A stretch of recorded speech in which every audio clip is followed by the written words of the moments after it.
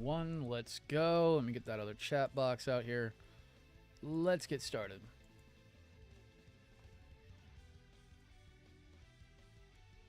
Oh, I cannot believe how tired I was last night. That was so bullshit. All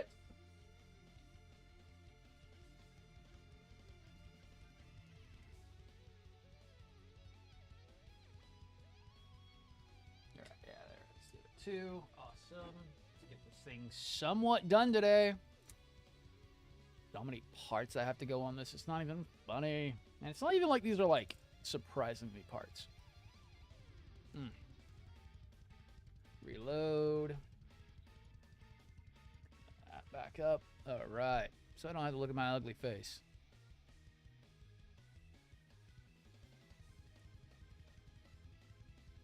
Good, good, good. Everything's looking good. Awesome, awesome, awesome, awesome, awesome.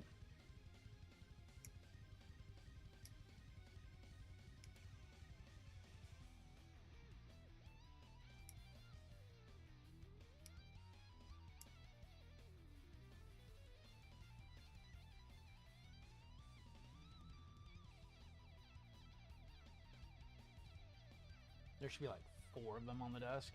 Somewhat like that. 5. Okay.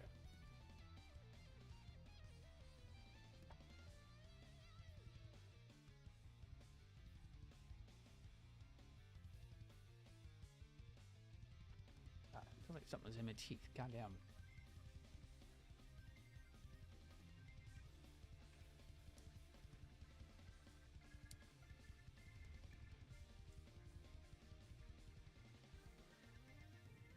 That was the wrong thing, wasn't it? Yes, it was. That's for later.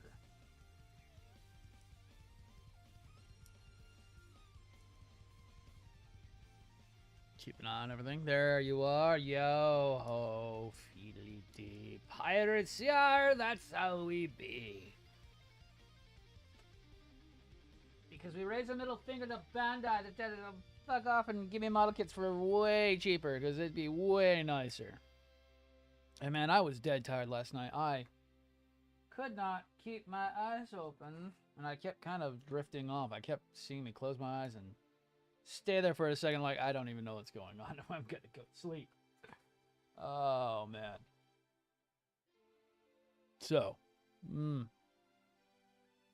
trying to get these arms done. I hate, I don't know what it is with perfect grids, but they always have, it's always the legs and it's always the arms that are the worst parts, because the legs have so many pieces to them and the arms have to have so many goddamn pieces to them. It's so annoying. Usually arms aren't the worst, but on perfect grids, they seem to have the most parts in the world. I swear. We're like 2-3 days out every time I do an arm on a perfect grid. So annoying. Okay, let's see.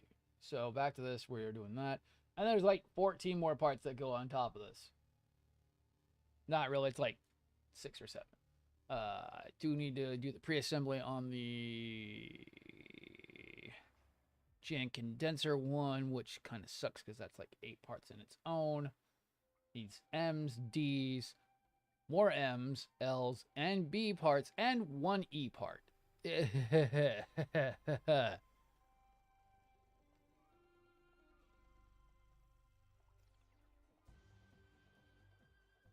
No, we need that. And does that have its own custom thing? Let's see. YA2.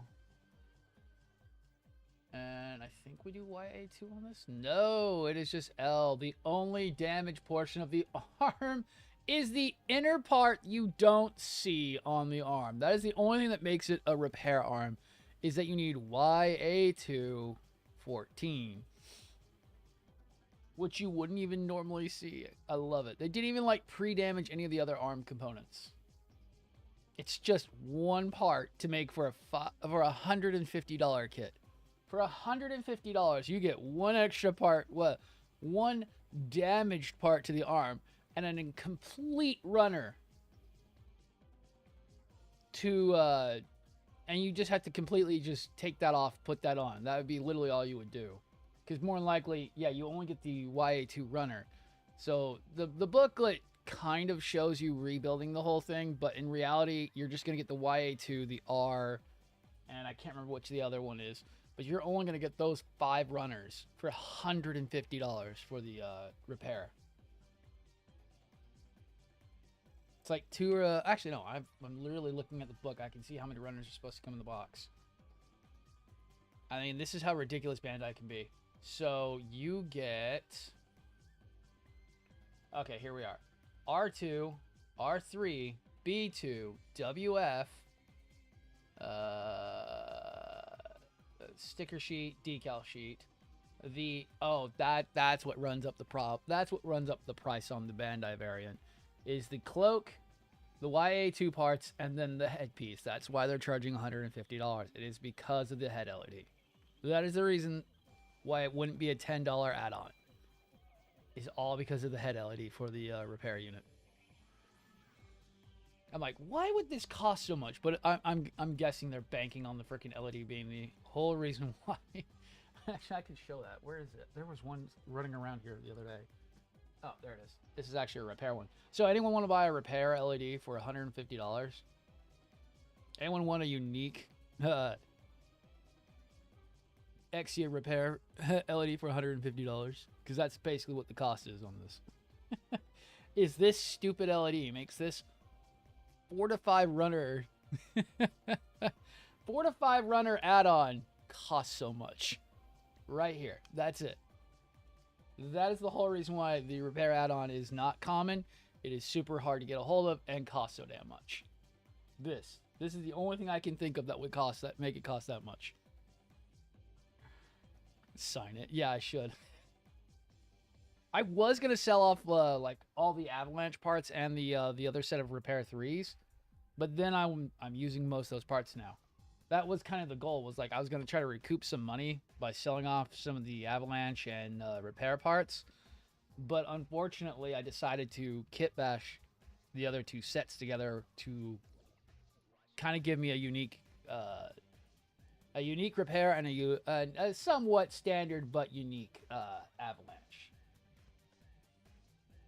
So I'm using a lot of the parts that you wouldn't normally use. But originally I wasn't supposed to do that.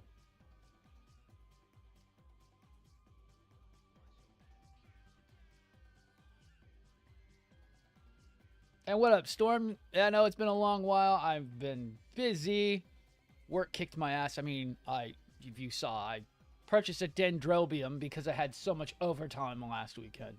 Because I was like, fuck, I need something to kind of get me through this weekend. Dude, it's nice. I like the avalanche. It's neat. The only thing I don't like is the big chunky knees are a bit much. I like the avalanche, but I don't like the dash too much. I am building the dash parts, but I'm probably going to be displaying them separately like a lot of people do. They'll be just there with it, but I'll be displaying it in the regular avalanche form. Oh, I feel that, dude. So yeah, I have the GPO2 got here. I've been waiting on talking about it because I had to get back to Mophie to see what the fuck's going on with some of the stuff that it was supposed to be in the box. All the electronics are there in the box for the Solomon, but the problem is I didn't get the magnet and the LED, batteries that were supposed to come with it, and they tried to tell me that, yeah, no, go fuck myself, basically.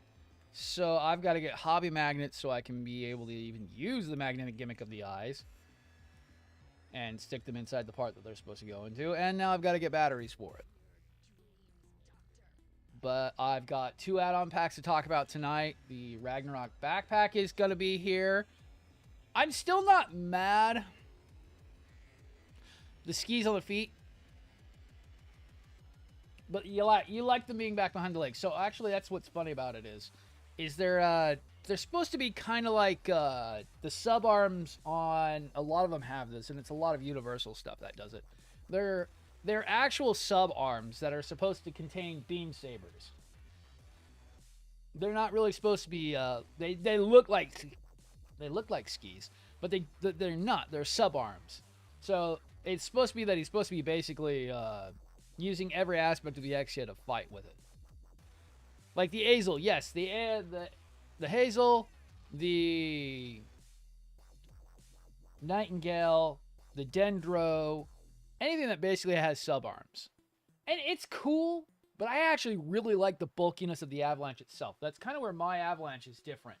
So my avalanche is different because one, I do still have my GN condensers active, so it looks cool. I do have the dash thrusters on the legs. I do like the dash thrusters being on the back of the legs, and then I do have the dash inner thigh vectors, vernier controls on the inside of the legs. Because I just didn't want to cover up the GN condensers. I paid for it. I want to see it.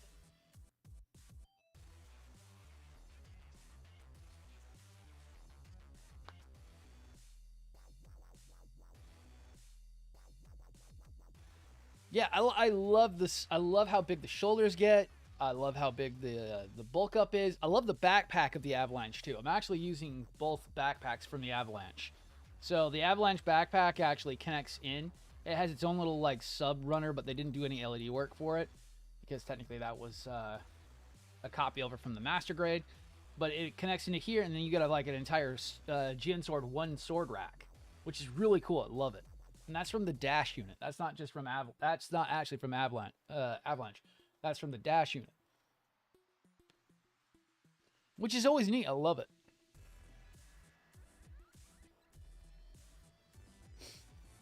So same thing with my repair. My repair is unique because I also have my GN condensers working. You're not supposed to have your GN condensers working. They're supposed to be broken. And it's like, I paid for it and I want to see it. I likes you. I want you. And I'm going to see it. And I'm going to want to look at it. I haven't really covered up a lot. I haven't done a lot of the stuff it's been telling me to do. Same thing on the arms. You're not supposed to have these ribbons active on the repair unit. You're supposed to put a light blocking plate in front of that. And that's it. Oh, yeah. And same thing on the head. The headpiece, the little head eye piece right here is supposed to be not working either. It's kind of messed up because I didn't do that, so there's a little bit of red and green that bleeds through on it, and I kind of like it. It kind of gives it the unique effect that this isn't a full-up repair. Yeah, fuck yeah. Yeah, you paid for it. You paid enough money for a lighting kit. Why not make it look good? And then that's also why I'm actually doing all 4 arms, too. So since I have 2 kits, I have 4 arms. I have 2 cloak sets. Now, the Avalanche, the shoulders connect in on this piece up here. Since I'm going to be talking about this, we'll just fuck it and go. The Avalanche parts connect onto here, and that's how you connect the bulky shoulders. It passes through here. So to make it so that I could have dual shadow cloaks, is what I'm basically calling them, is I made this rig up. I drilled in so I could have the 3rd cloak piece being on the side. I then bulked up the pegs for these that would normally plug into the subarm that is supposed to be the damaged broken arm of the exia. So that way I can have all 3 cloaks attached at once. Oh no, that's not good. That just broke.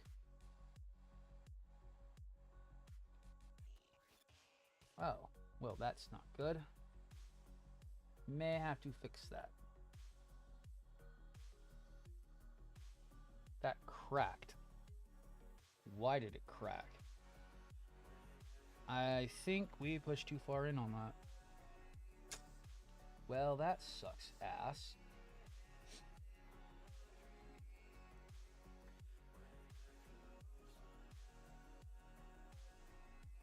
Okay, let me fix that real quick.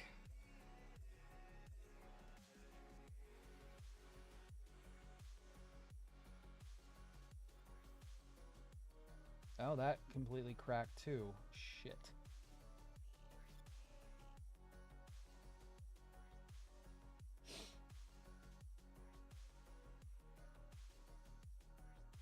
Well, that was working well.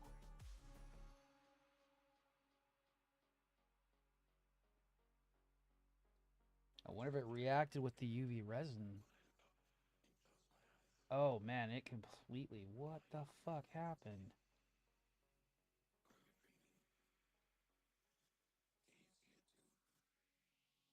Well, that's not good. Well, we're going to try to glue that back together then. I wonder if the UV resin reacted with it.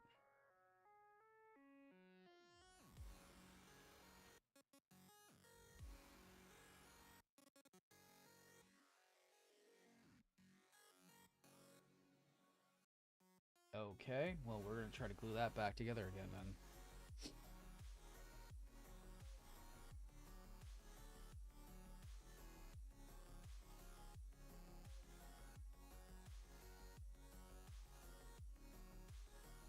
Well, I was happy with that for a little bit there.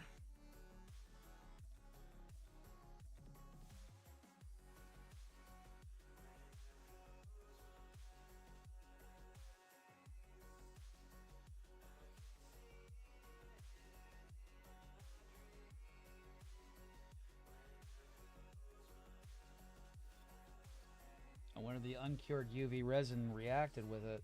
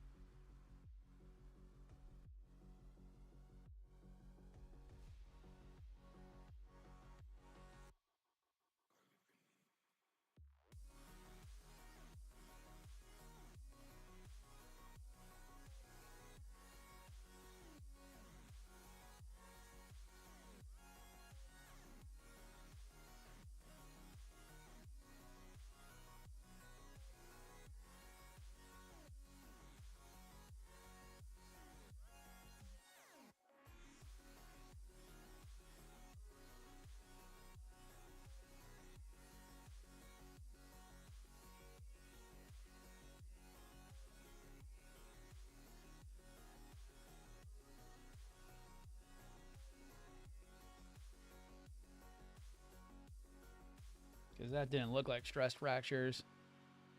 Yeah, I don't know either. I think it might have been a reaction with the UV resin. Because that doesn't look like, what is it called? Doesn't look like a stress fracture. And how clean it broke, I don't know. But I can fix it.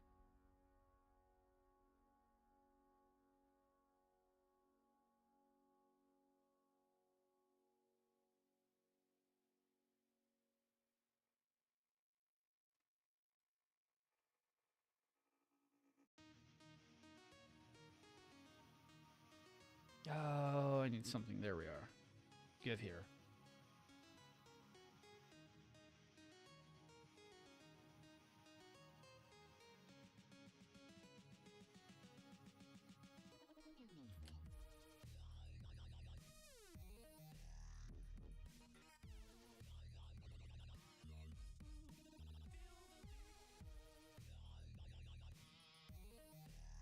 Okay.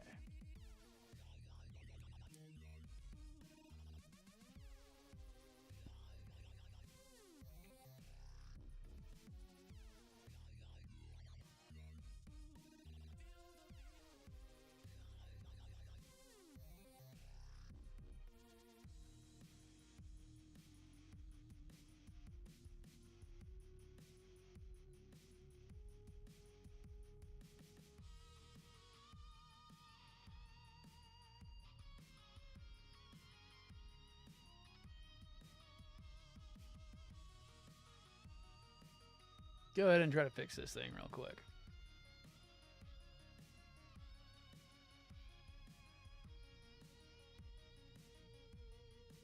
Might have to sand those down a little bit, but it should work because UV resin's pretty strong.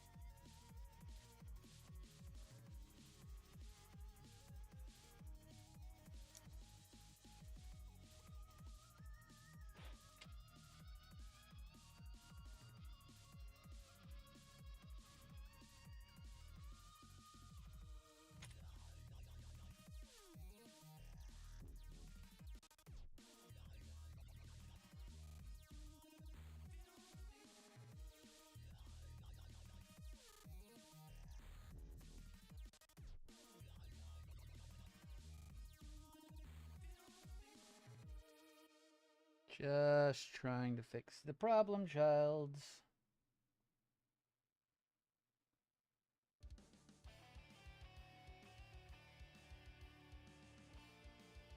There we go. Yeah, nope.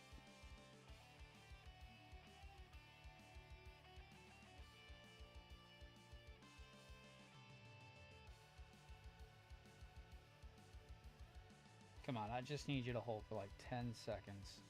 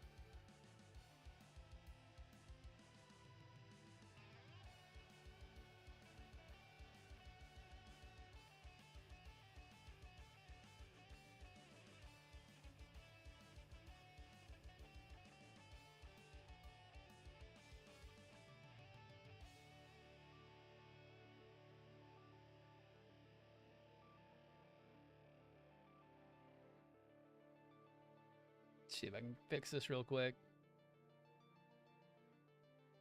Hey, if it's cracked, it's because it's a repair. Exactly. Ah, it just makes me mad that it broke.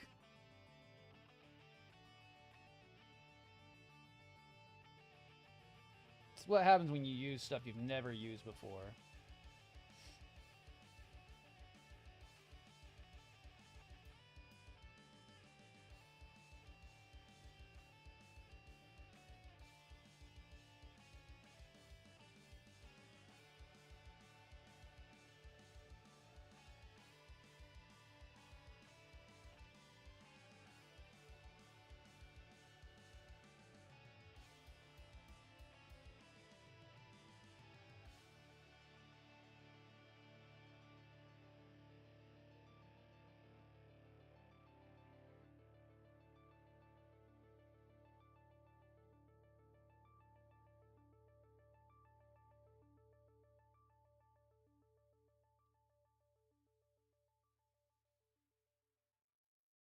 And see, weld that back together again and see what happens.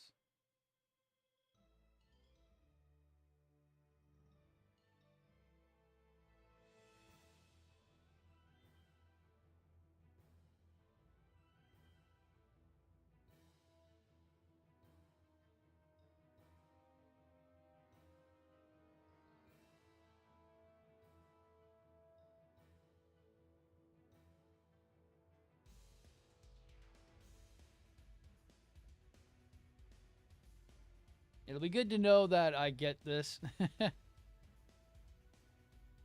Yeah, repairing the repair kit, right? Yeah, it's just worse that it's like, at least it happened now and not when I have the shoulder, the cloaks all attached, and all of a sudden I see like 20 hours worth of paint get knocked onto the ground.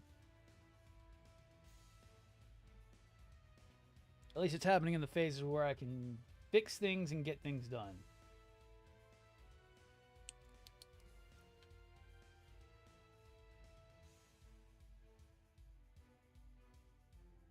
Okay, so that might need to be sanded a little bit. This is actually putting stress on the part. Ooh, so is that. So we'll have to sand these down, get them put back in, and not have it fuck up.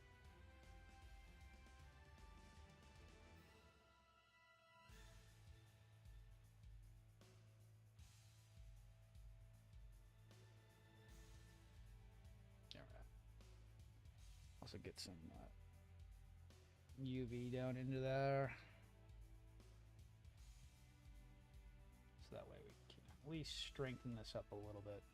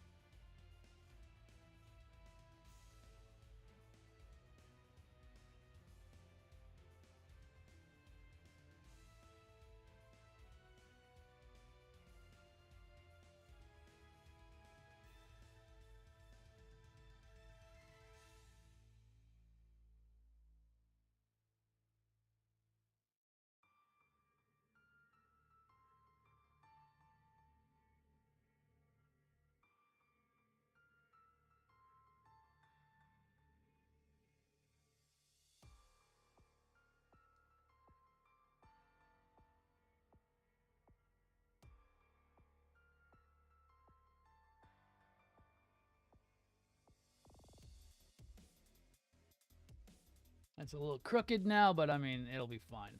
It's just supposed to be able to hold it. I see. So we were putting too much stress on it. I can already see why. Oh, yeah. Oh, yeah. This one actually caused it. So it caused exuberant stress fractures on it. And really what I could actually end up doing is probably just using that on the, what's it called?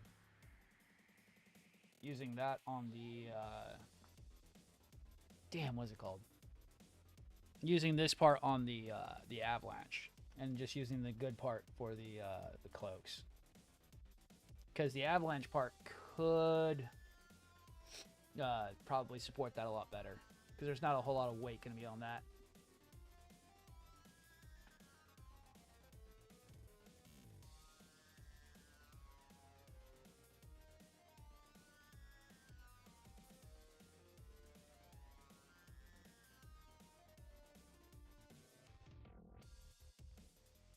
Didn't matter. I knew it would glued it. Some disappointment for a minute. Yeah. Started a kit bash the other day. Glued the wrong piece. Didn't matter. I wasn't sure if I was going to cut chunks out of it or etc. Yeah. But in the moment, I was like, "Where's the rope?" Yeah, I might just use that with the avalanche one, because the avalanche one shouldn't matter too much. Let me double check on how that will go together. So I think it's just parts clipped through it, and I can see the parts that are going through that. I should see if they're not going to have such a tight fitment. Oh yeah, yeah. Okay, so it's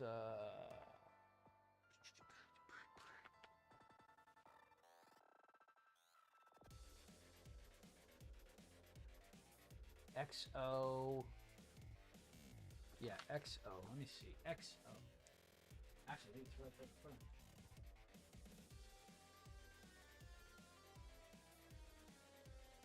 XO. There it is. Cool. Let's see if that has issues. Which two is it? It is XO.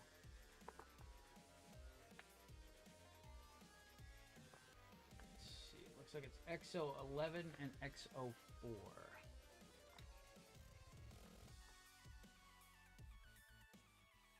774, 772, 774, and 772. So yeah, X4, XO4, and XO11. Let me double check that.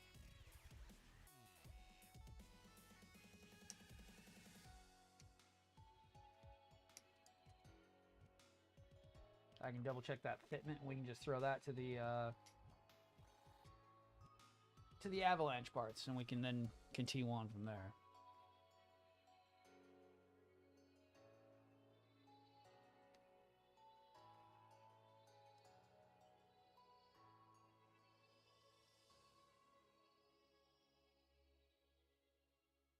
Oh yeah.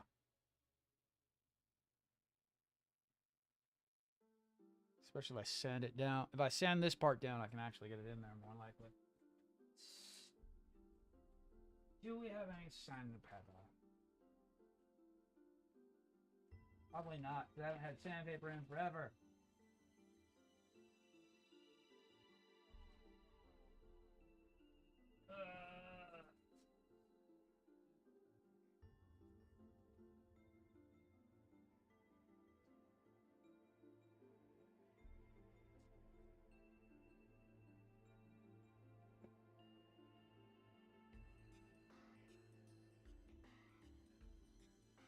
I literally have no sandpaper. Oh man,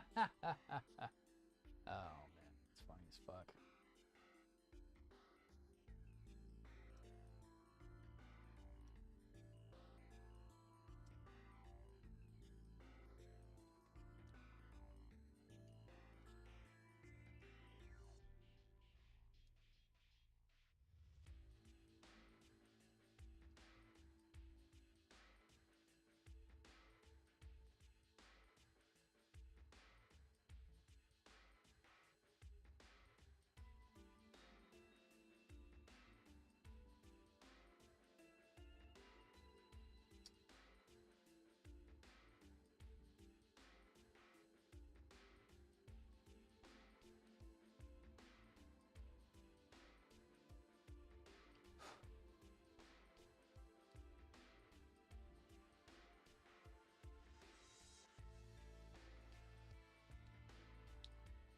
Nope, that did not work.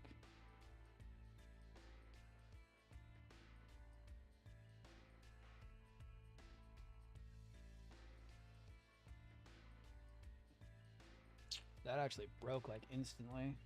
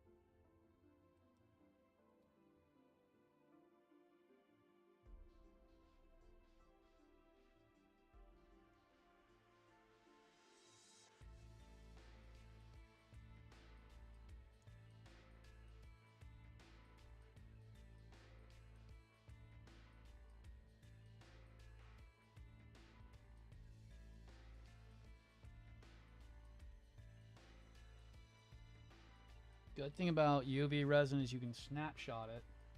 So if you want it to be a certain diameter, I can snapshot where I need it to be and then make it that size.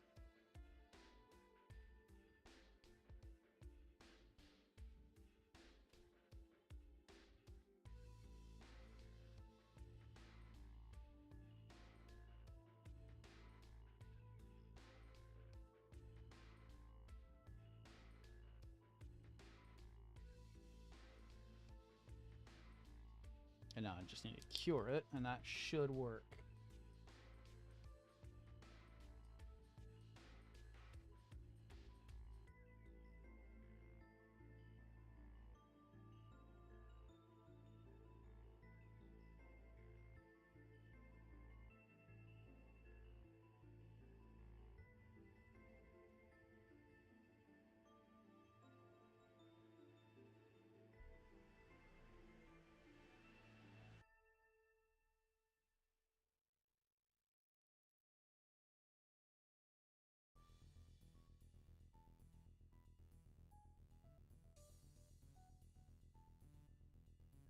Because the one going on the shoulders...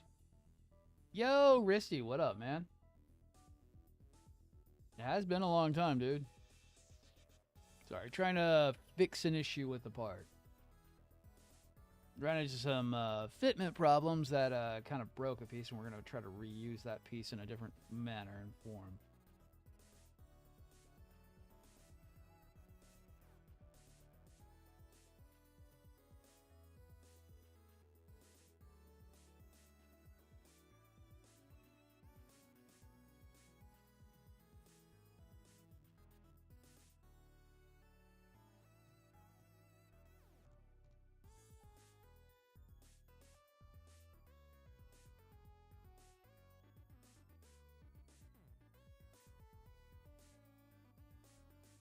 Nice. Dude, that's awesome, man. I feel that. I just got back from a kind of a 2-week hiatus because of the fact that life just kicked me so hard when I was down. Kicked me hard enough to buy a dendro.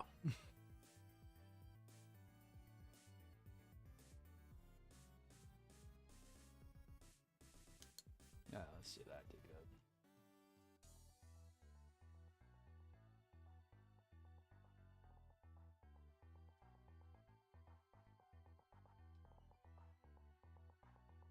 Yeah, I think that'll work. We'll have to do some fitting.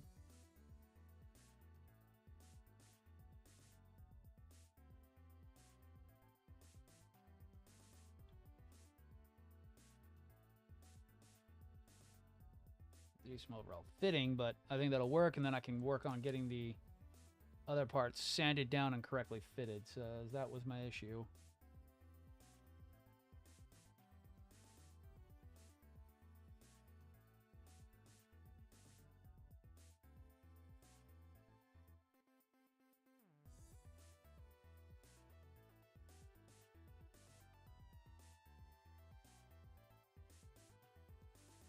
Oh, damn, man.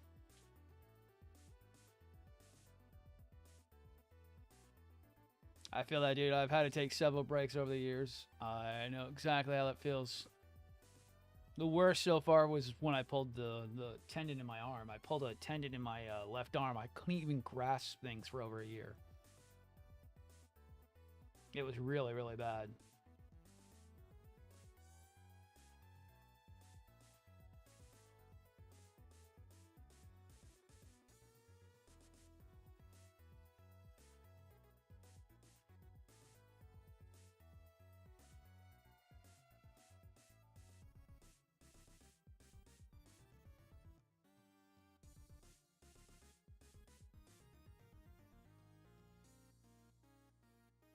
Okay.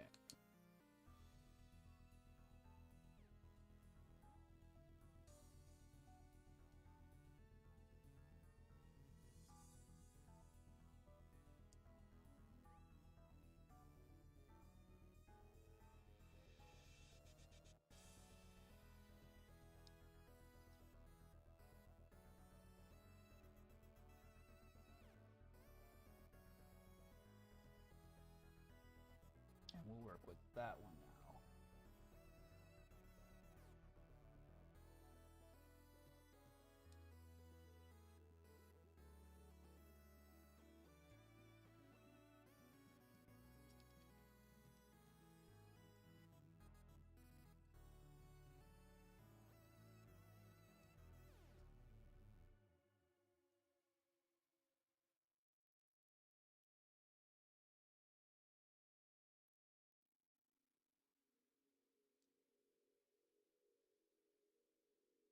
Cool. That'll work. Awesome. So you put that with its other one, and then it's ready to go. Sweet. I will just put it just slightly like that, and then just slightly like so I don't lose them.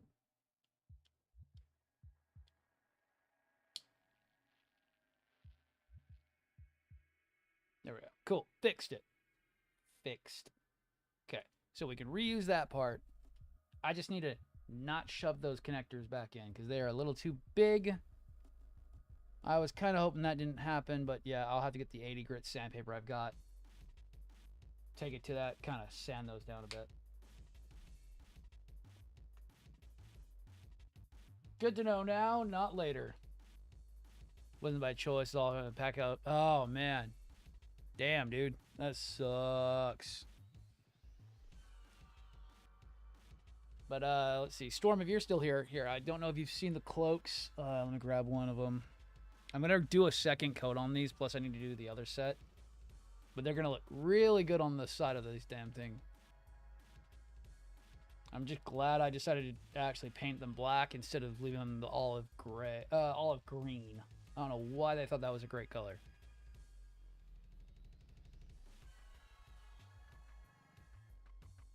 That Muso black comes out really, really nice, even with the weirdest and stupidest way of doing it.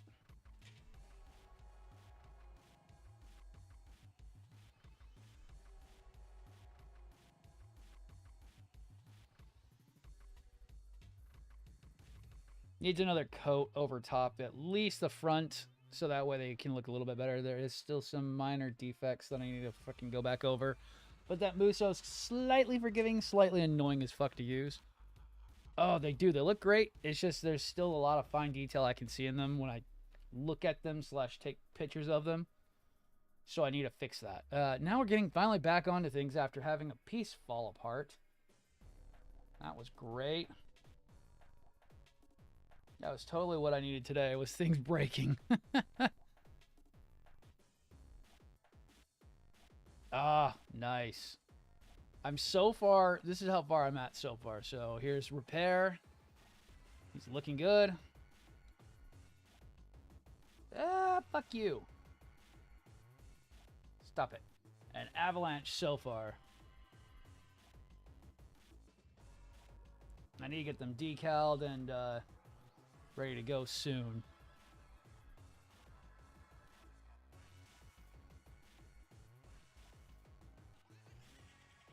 Why do I keep picking up the wrong part? Why do I keep picking up the wrong part? Because I'm dumb.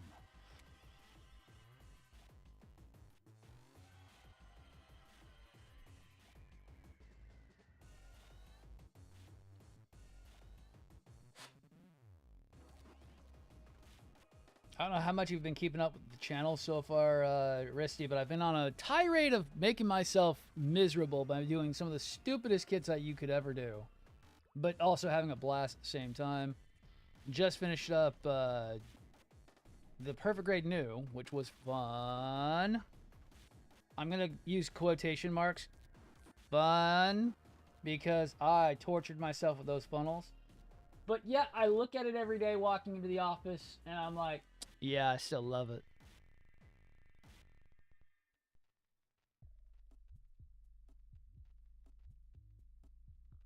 And the GTO, the Godless the Ogre from Kotobuki, yeah, that thing was a fucking blast.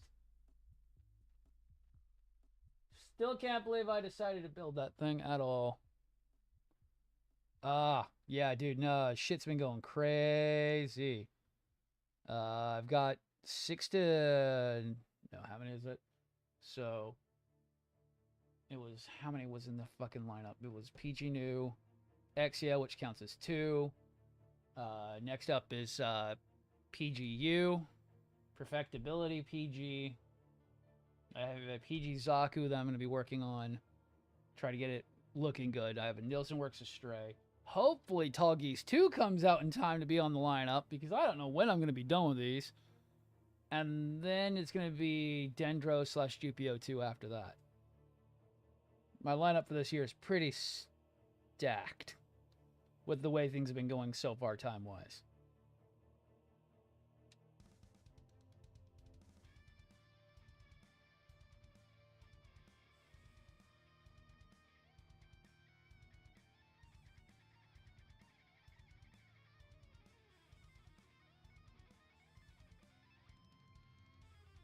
Dude, I put money down the second I saw Nielsen Works was like, yeah, we made a Tall Geese, but we took the Leo out your Tall Geese and we added a Stray parts to it.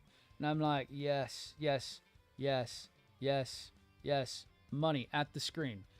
Cha-ching, cha-ching. You made the Tall Geese look way better. Because they used like some of their pre-existing Astray leg parts from what I can tell on it. And it looks so good.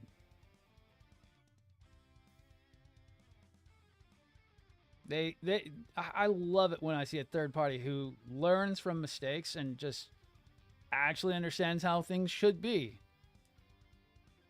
Actually understands how engineering should work. Make it look good. Make it simple. Make it really, really actually make sense. And Nielsen Works is one of those to do that.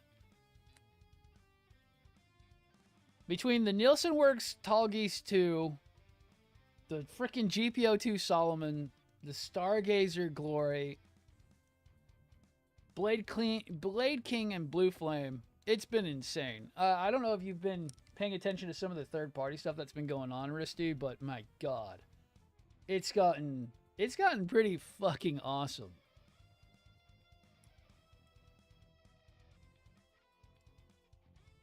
Third parties have pretty much taken over the model kit scene right now. It's been fucking cool. We've been getting stuff we would never think about getting.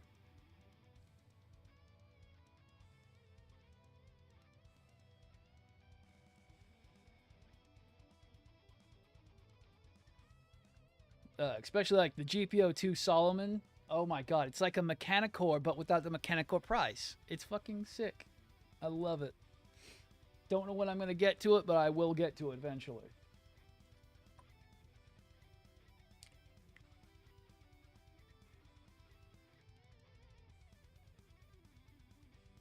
I think the most Bandais.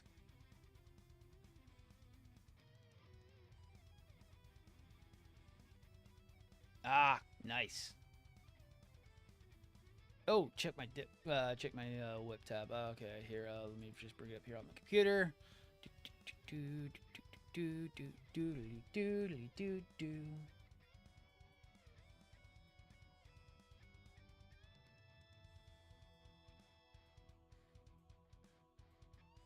Yeah, it's been a fucking unique year. I'm also infamous for being the third party guy nowadays. It's literally been kind of in the rhetoric we've been trying to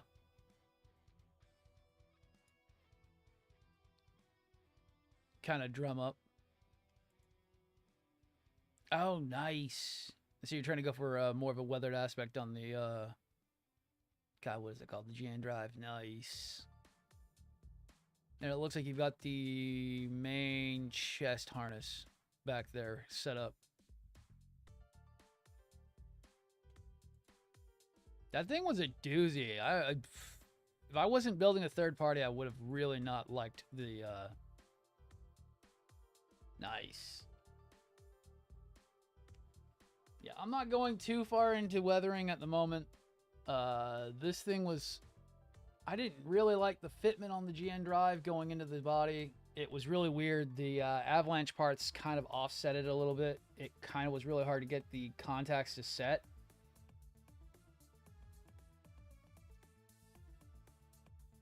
I'm still kind of like a little bit mad that it wasn't the best fitting on that, but like I keep saying, most people, this thing may not be the best model kit I've ever built. Yeah, nice.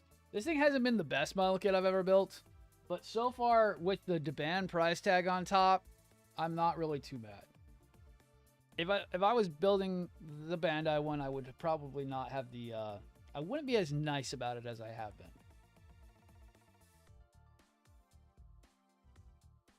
I'd be a little bit more... I'd have more criticism about it.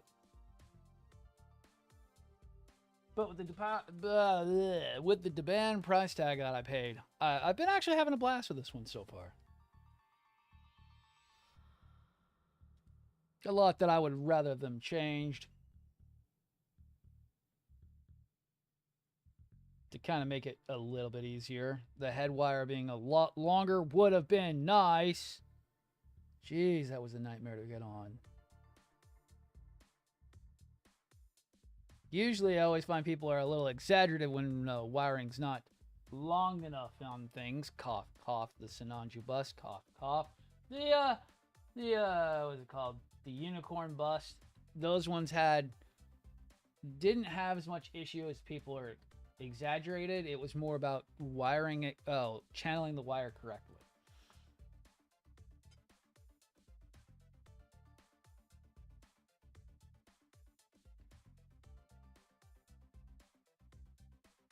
Oh, goody. Then we can help you with that too, because, oh man, you should come join us on the dark side, Risty. The dark side's where everyone's having fun lately. The amount of money I've saved buying third party this year, throughout the whole year of 2023 alone, I wouldn't have been able to buy half as much.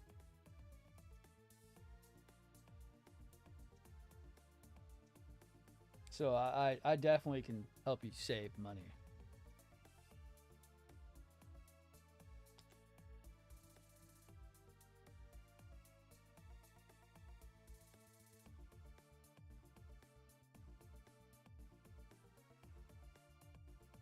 Why are you being so stupid? Why don't you want to go into your hole?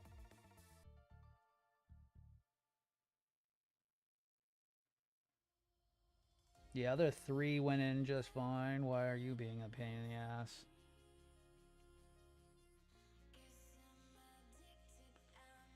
Probably because you're not the right one.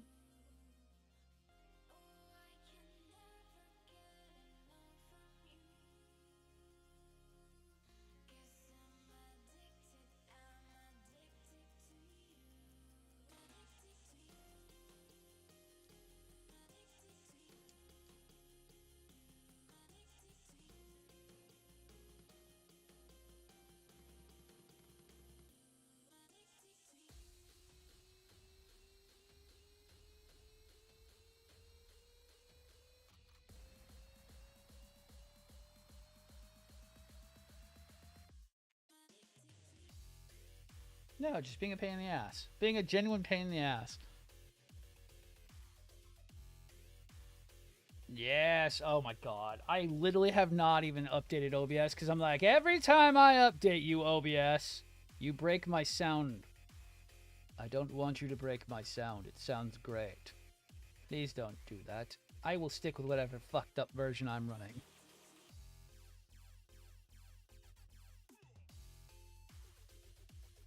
Because it works. Please don't break my sound. Ooh. I will tell you, good plan. Good luck finding some of the harder ones to find, but they're still really worth the money. RG Avas are worth it. I've got Unit 8 behind me. It's like Unit 5 and 6 are kind of hard to get a hold of. 3, 4, 3, 1, and 8 are kind of the easier ones.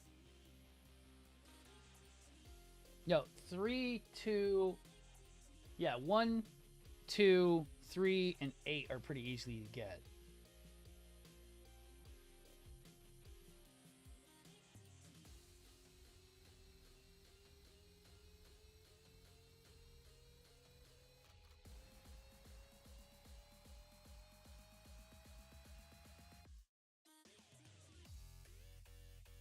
One only gets a little difficult because people love to scalp that thing to death.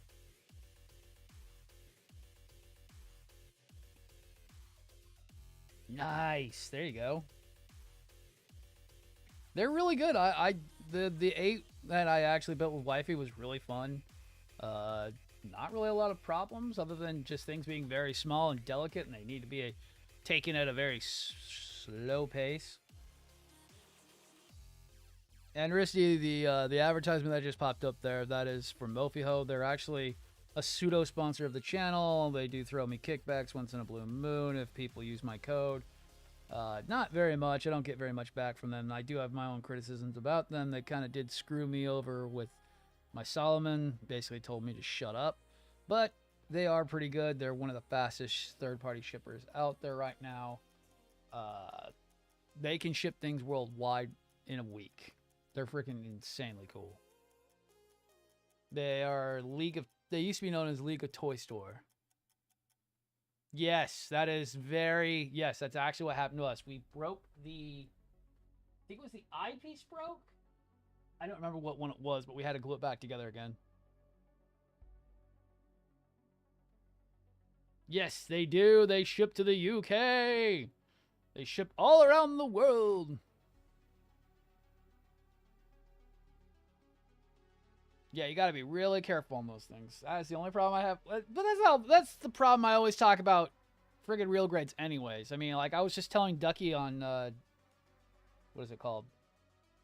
In the Gunpla tab yesterday, I'm like, glue the Amansamina head together. What? Why? Just listen to me. Listen to me.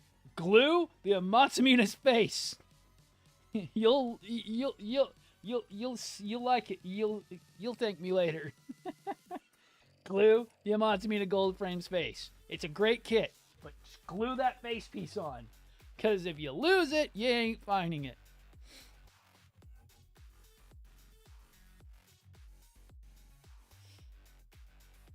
I know because my Amatsu Mina is missing its face piece and it sucks. And I have been lazy not to buy a new one.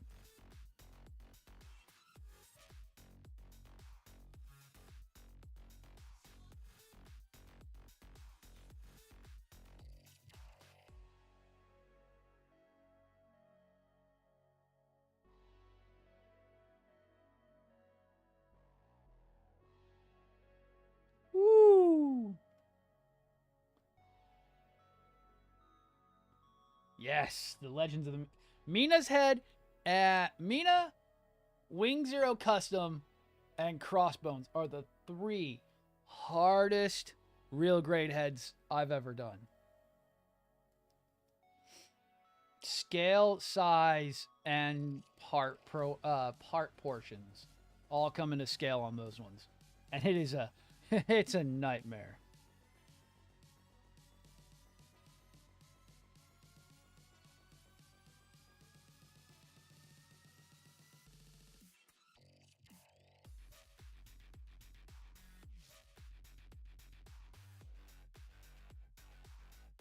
Dude, especially if you do what I did and what a lot of us did with the RG Crossbones, and it's put the moving mouth in, where it has the skull mouth that moves up and down. I sweated bullets putting that together, and I was still really bad at the time. I was still Nub King at that point. I was barely getting better at cleaning up.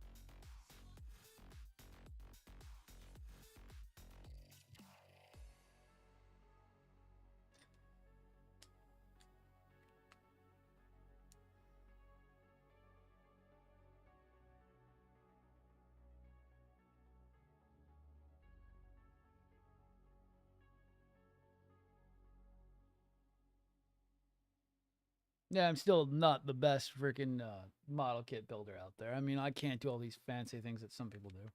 But you know what? I can still do it to the best of my knowledge and actually get you guys an unbiased opinion on model kits. Even if I'm building these perfect grades, which you know what? I'm going to throw people to the when a lot of people in the group's been buying the demand ones and I love it.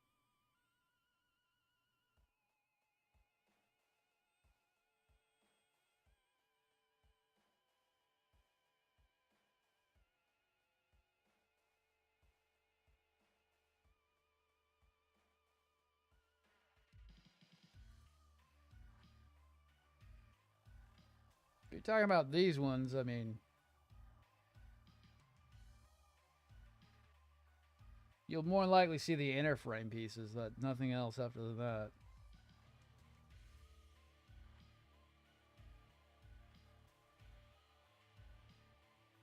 And I really don't care about the inner frame.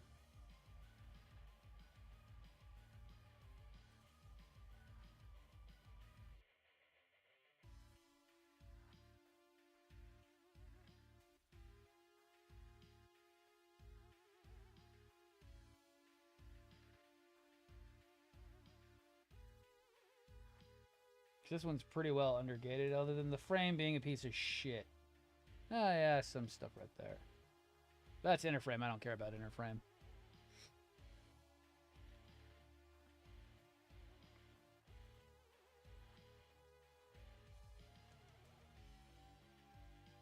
I'm not allowed at GBC World anyways. I'm pretty much banned from GCB World, so it doesn't matter to me how bad my kit looks. It just matters if it looks good. And I don't care about inner frames having nub marks. They get armor over top for a reason.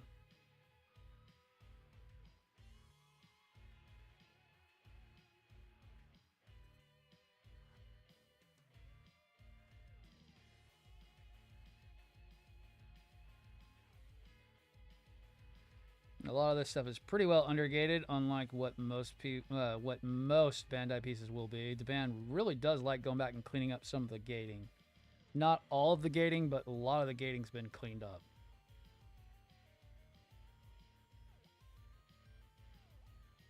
I almost tossed a part on the ground. That was really gonna be bad. My brain almost let me do that.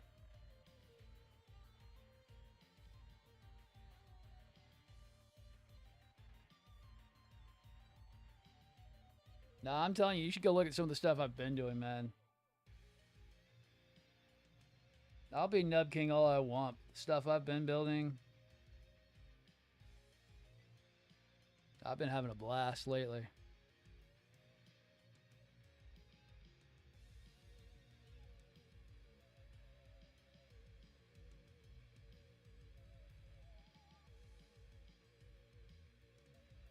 As long as it looks good when I get it done, that's all I care about anymore.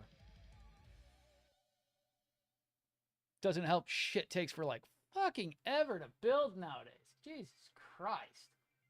New killed me. New Godulus and Deathstinger killed me over the friggin' holidays and last year.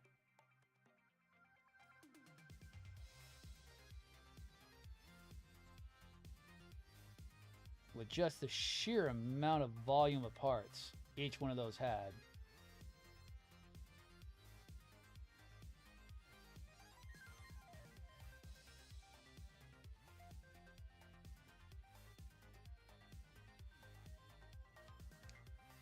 I'm kind of waiting to pull the trigger on the RG Epion until the accessory part comes out.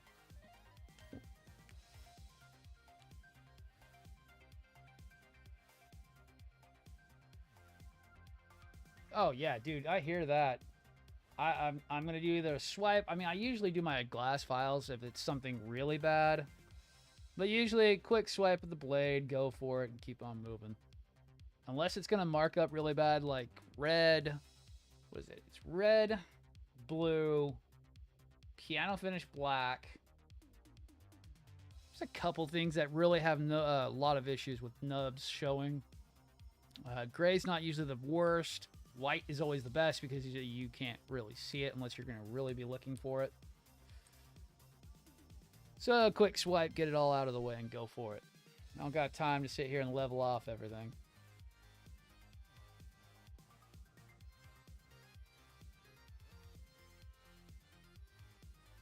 I got 5 perfect grades waiting. I've got and the what is it called? The frickin' Zaku is going to take the longest time. I have to completely disassemble, do actual cleanup because somebody fucking did that terrible. I'm going to be spending so much time sanding and trying to get the damn thing looking good because it was done terribly. Because it was a gifted kit because the guy I was talking to at the time didn't have the time to go back and do all the parts over again because he didn't know it was a partially completed kit. All the parts are there, but it's done terribly. I'm talking like 1/4-inch gates that need to be cleaned, sanded, polished, and refitted over again, while also taking everything back apart because I've got fully completed head, a fully completed arms. I've got to find all the freaking parts that are in the box. They're there. I've double checked it before I did anything. It's all there. It's just going back through and cleaning up that entire Zaku kit. Would have been so much easier. I would have completed that a long time ago if it wasn't going to be such a daunting task. I've told the guy many a times that is a monster kit that's going to take me forever because it's a whole task of cleaning up gates for days. I mean, one arm's probably going to take me a week just to get cleaned up because it's done so terribly.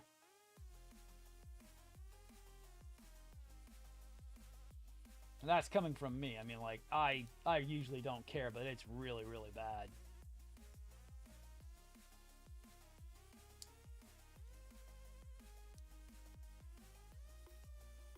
Come on. There we go. That's one. Oh, come on. Nope. I'm going to have to get the other one back off. Damn it.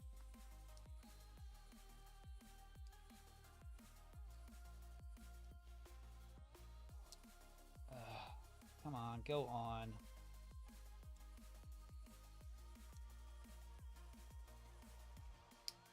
There we go. Fuck you, Mr. Wiring Harness. Alright.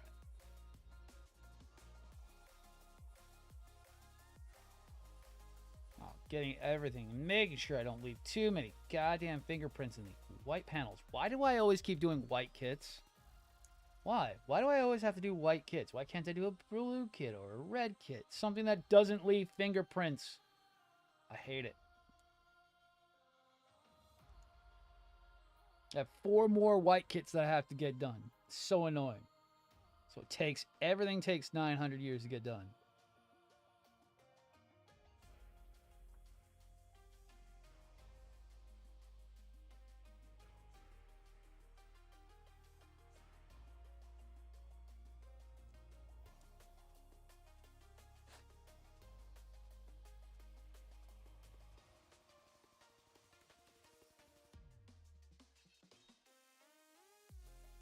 The GPO, I plan on repainting, etc. Build ASAP, and think nubs are another day problem. Yeah, alright. Yeah, what up, Shock?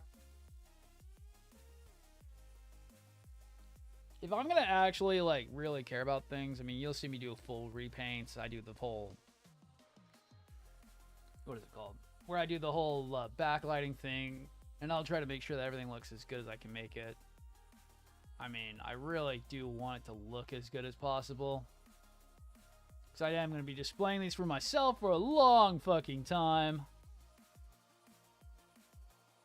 But I'm not too worried about things on the inner frame. That's where I really draw my line. It's like, inner frame shit, I'm just going to clip it off and go. Unless you're literally looking at it, that is not something I'm going to be really too worried about. Especially on these Deban kits, I really don't have too many issues because a lot of it's undergated.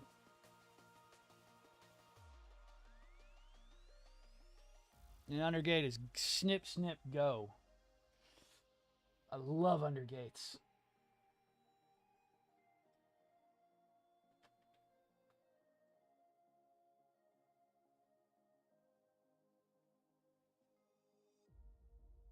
Not much shock. Trying to get these arms finished at some point.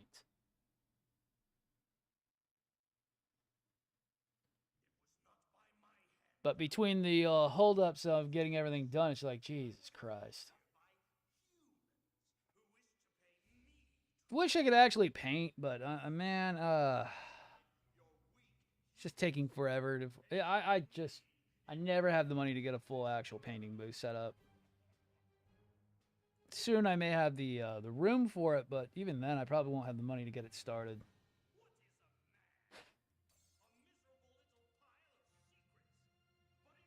Life always finds a way of stealing my money.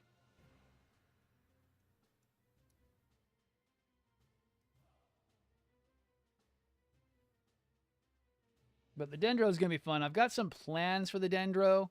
God, what am I going to do to it, basically? I want to try to do some special shit to it. It's going to get full lights and everything. I'm going to be using some different lights for it because I don't feel like doing full-on solders for it. I want to do some more effect-based stuff, which won't be too hard.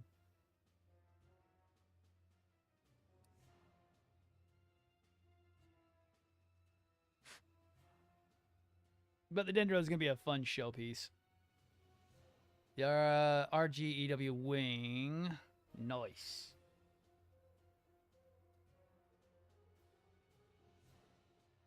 Ugh.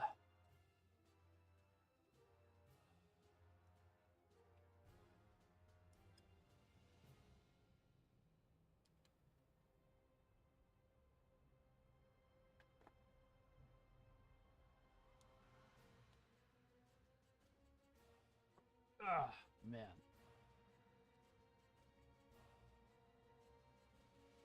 And like I said, I'm pretty much banned from friggin' GBC World, so I don't even think about even trying. I'm too much of a... Bandai knows who I am and will probably fucking kick me out of the room because of my bad tendencies to tell people that there's a better way to buy model kits. What's that? You don't want to pay $90 for some Bandai trash? Well, here, how about you buy it for 10?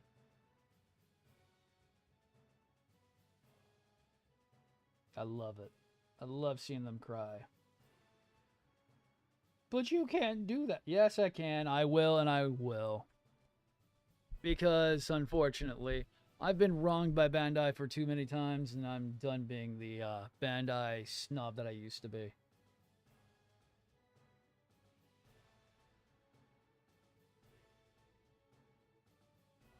Too many times have I got my money stolen by Bandai, and me being stupid enough to do it.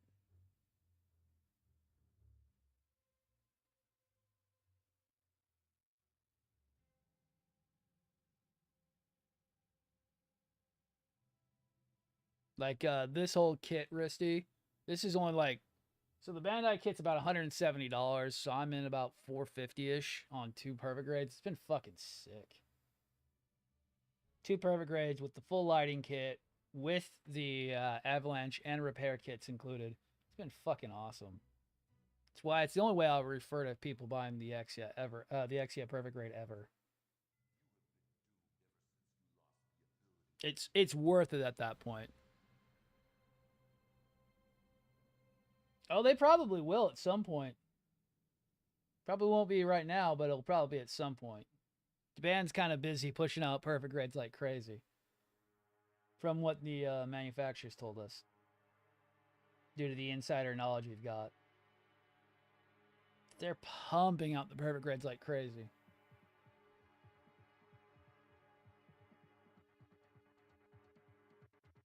Specifically, they're pushing out the PGU like crazy, while also boosting the production on the exia and the unicorns like crazy.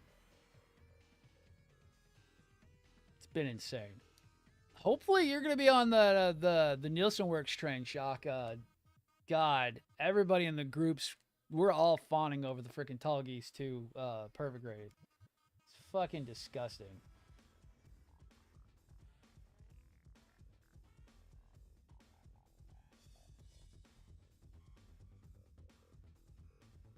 I've already got a deposit down for it. Yeah, Nielsen Works decided to drop that on us the other day. I don't know if you've seen it. But Nielsen Works basically told Bandai that they can do better. And I just laughed and rolled over on my side being like, how the fuck do we get a perfect grade tall geese before we get a better perfect grade wing kit? To replace that old hunk of garbage.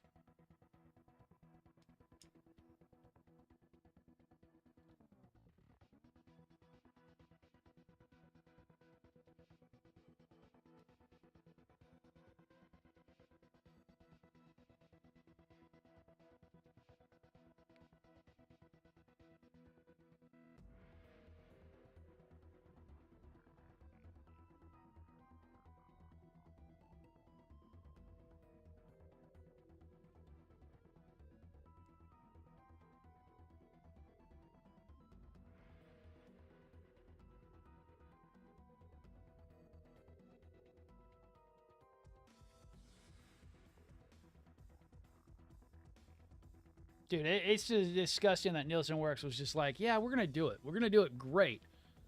And it's probably going to sell like crack. It's going to sell as good as the Firehawk from Mechanicore is going to sell. The Mechanicore, Firehawk, and the Nielsen/Strange Works Tall Geese 2 are going to be the two of the hottest kits this year. Easily. Well on top of all the other ones. There is not a third-party wing perfect grade yet. I wish. I would love that. Because it would probably be a Snow White Prelude. I wish there was a perfect grade wing from the third-party guys. We've got everything but that.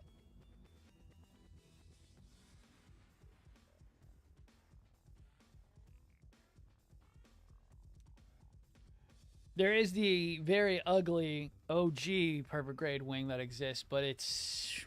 I can't say the words I would say because it hurts people's feelings. Very not good is what I have to say, because the last time I said what I like to call it, people got hurt, and their fifis got feelinged. Nah, fuck it, it's trash. You have rubber wings on a plastic model kit. That's disgusting.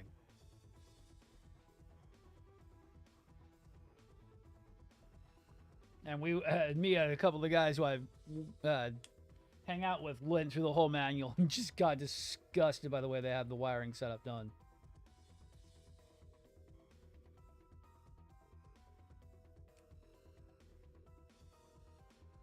Yes. Yes. Yes. I'm calling it basically Tall Geese 2.5/1.5, kind of like true Glory of the Losers. Tall Geese.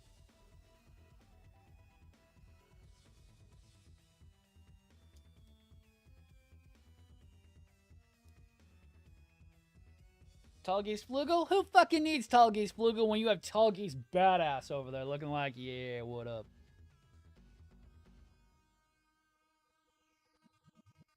You got Loosey Goosey over there being meh, where you got freaking badass freaking Tall Geese ready for lock and load and ready for action, being like, yes, you know you want to be a part of me.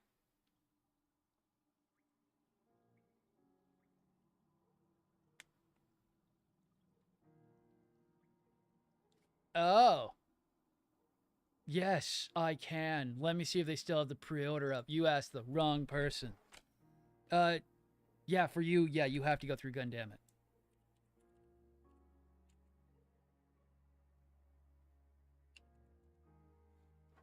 Because Gundam It, it's gonna be a good deal. Okay, I know, shut up. Gundam.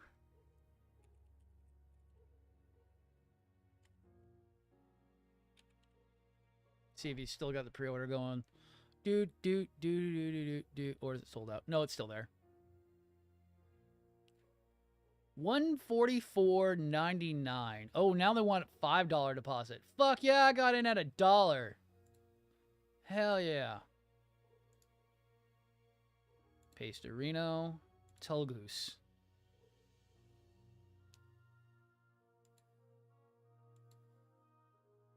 I got in for $1 on mine. But $144, that is nothing for a fucking Nielsen Works. I can get $150 fucking put together in 10 minutes. That is nothing. That is beyond cheap. For a Nielsen Works kit, that is beyond cheap. I don't know why he's getting more affordable, but it's insane that they're going to be that affordable. 150. It's on par with the PGU. The PGU is 130-ish with shipping.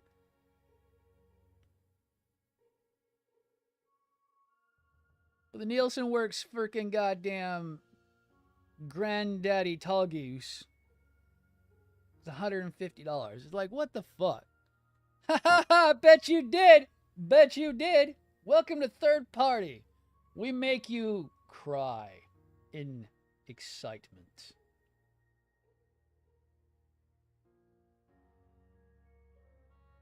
I said I'd show you things that you wanted to see. It's just not that you can afford them all the time.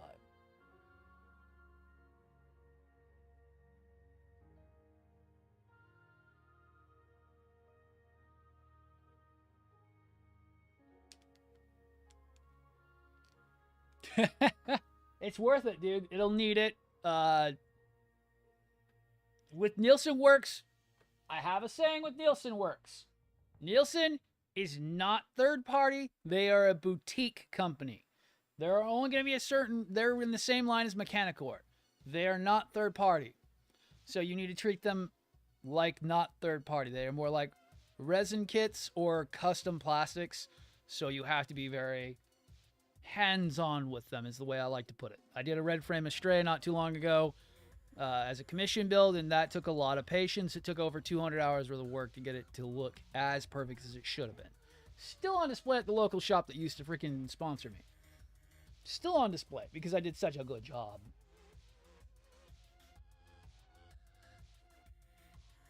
Mine's gonna look way better than theirs did, though. That one did not have nearly as much detail work as I would put into it.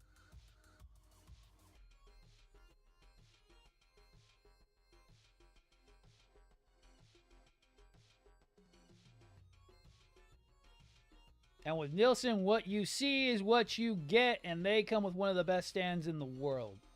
The Nielsen Works freaking goddamn perfect grade stand is one of the best stands that exists. I say it even still beats the perfect grade new stand. Perfect grade new stand, you're okay. You work. You're bulky as shit. But the perfect grade freaking Nielsen Works stand is fucking top tier awesomeness. It's big enough that it can hold it, has multiple hold points, but also is really well designed. And he's including one with that one. I've already seen the freaking pre-renders of it.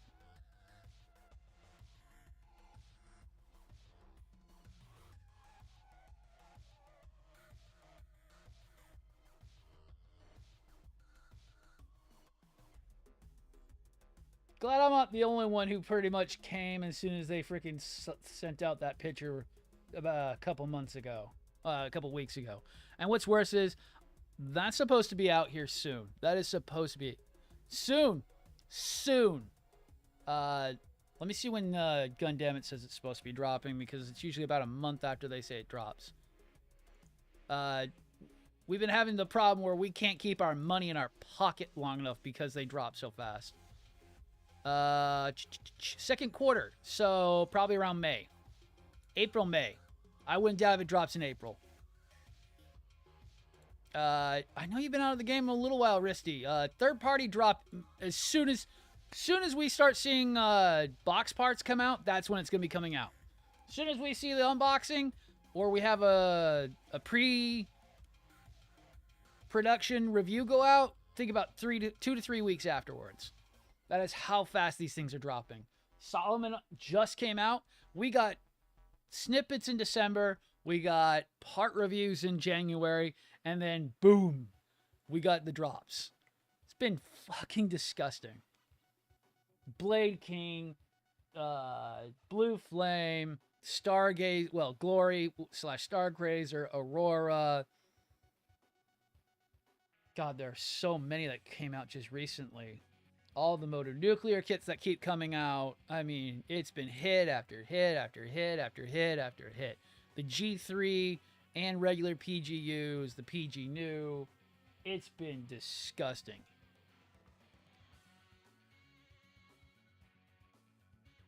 Some of us can barely keep up with how much money we've spent.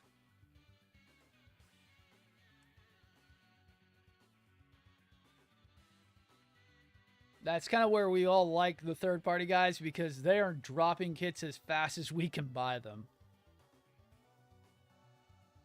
What else came out? Let me see. Let me go back to here. Let me go to Mophie. Well, actually, I can go back to all the DL kits that keep coming out.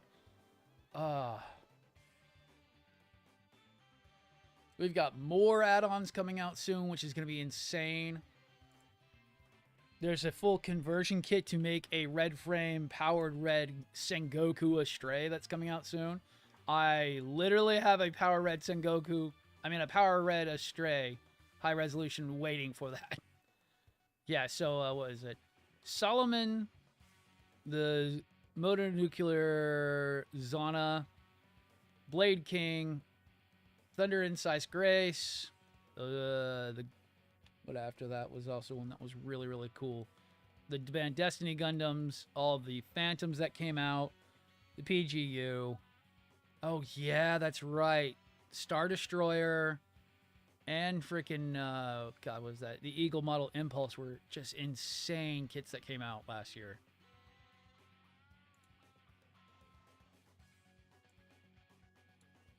We have all of our kind of like, we have our Gao Gaos, which is Hartrue, Freedom, freaking Gao Gao Gun Tank, and freaking Act Guy was cool that they actually brought out. I'm trying to see all the other ones that were really, really popular. Oh yeah, Thunderbolt, that one came out. DM getting their full line reprinted was insane.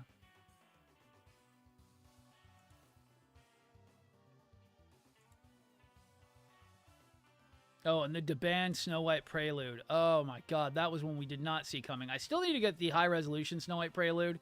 That way I have all freaking 3 of them.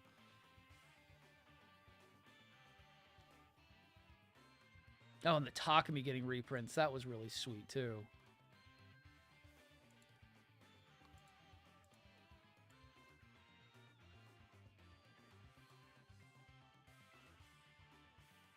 Oh yeah, yeah. Yeah, yes, you can. That's actually the stuff I used for, yes, Storm, they're really expensive right now. That's the stuff I used for my Tall Geese 3. Remember when I did the one behind me, guys? That's all Susan Model stuff. Susan Model wings, Susan Model Dres wings.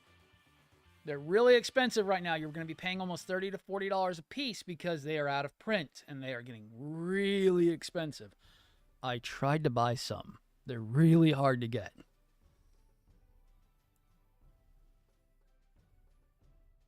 Because unfortunately, when Susan Model stuff is out of print, they go skyrocket prices.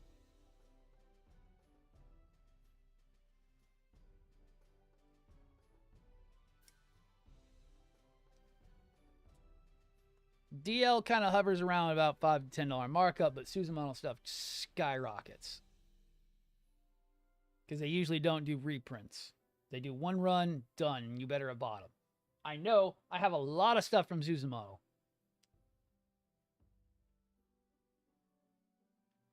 Nice. Yeah, you can probably find them. They're just going to be expensive. I know a few sellers that still have them.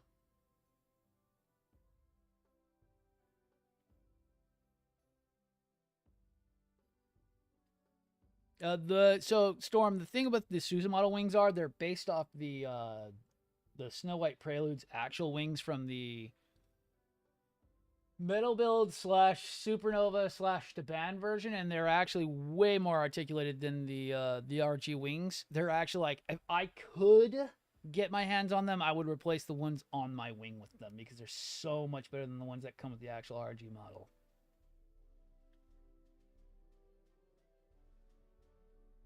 But unfortunately, I'm not made of money, so I cannot get my hands on those right now again. Yeah, $40. I paid $20 for mine when they came out. And that's $40 before shipping. So you got to be careful on that. AliExpress likes to kick you on that. It's 40, but the shipping might be like $10 to $20. I bet you did. Meant wing, not wing zero. Ah, okay. Yo. I bet you did. That's the same thing I did. I just didn't put down the full 150 because I'm okay with Gundam It, but they've been pretty slow lately. So give them some breathing room when it releases, because sometimes they get their shit in, sometimes they don't get it in, and everybody else is already shipping theirs out. But right now, if you don't want to fight people dropping in on freaking Gundam Model Center, the best place to try to get the Tall Geese perfect grade is by doing a pre-order through Gundam It right now.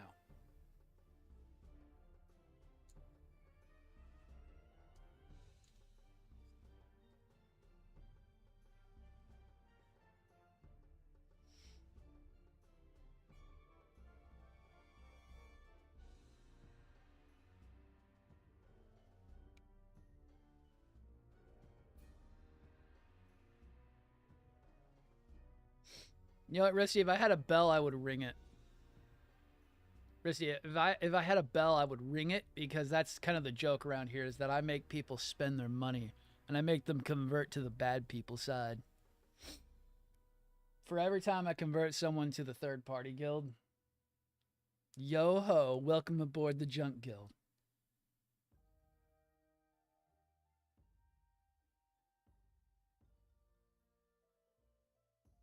Welcome to the crew.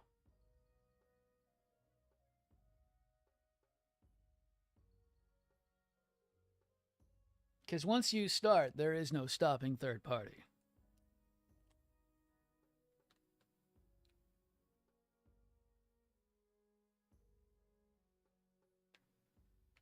Ooh. Not as much as you'd think. There is the DL Gatling cannons that do exist, so you could easily get the Gatling guns.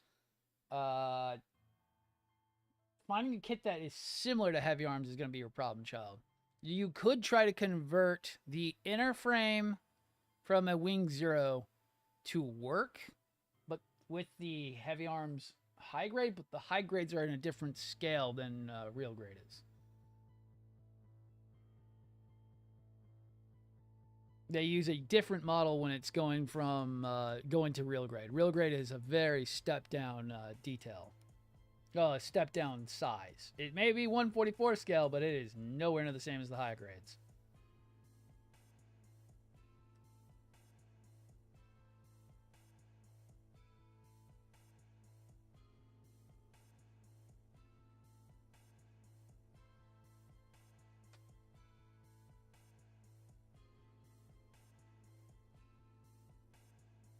Mark II could work, yeah. Yeah, Mark II could work. Mark II would be close in scale. So far, pretty good. I got another convert, Ajax. Showed people the third-party freaking Tall Geese perfect grade, and kind of made people spend money. Oops. Some more souls for the crew.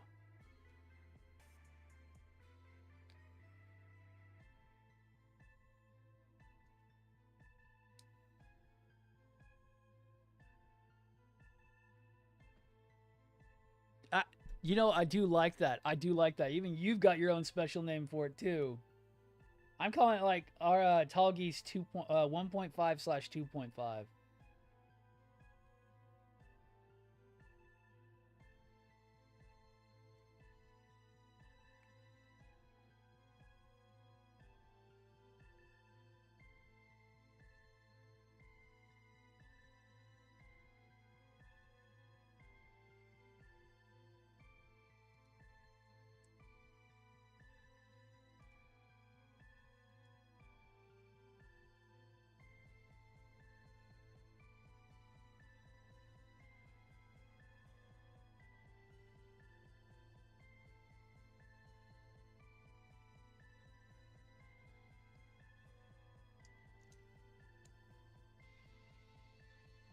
Dude, for $150, that thing is going to be the best kit this year, price-wise to quality.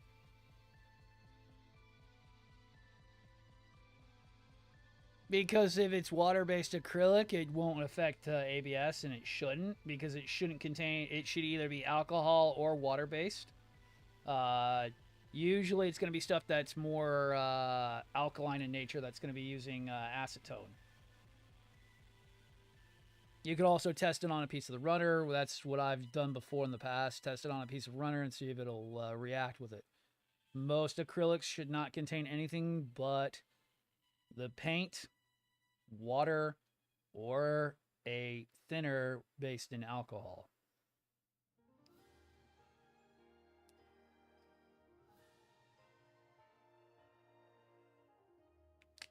Yeah, dude, I for $150, Ajax, that's nothing. Because doesn't the what is it called? Doesn't the red frame sell like $250 plus MSRP? If I remember right. Like any of the Stray Nielsen works, they're like 200 plus. I mean, don't get me wrong, they're worth that price, but still. I don't know how they're getting that tall geese all the way down to $150. I am boggled. Don't get me wrong, I like it.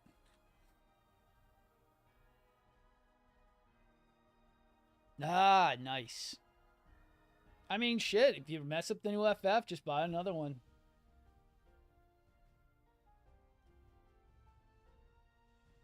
Worst case scenario, it's not going to kill you too much. You only paid like, what, $10 for it?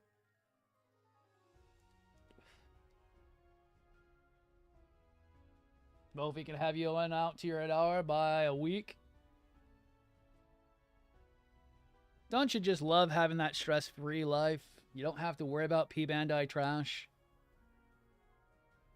It's one of those things I love about it.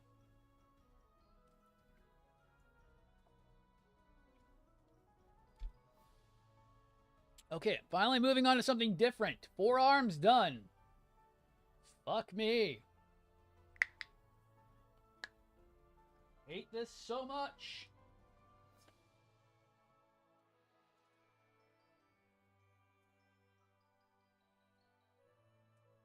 All right.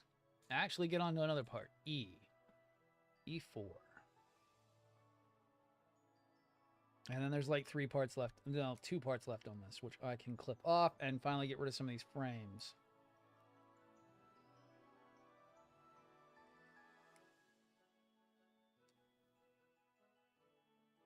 Yeah, literally those are the last few parts that I need off of E.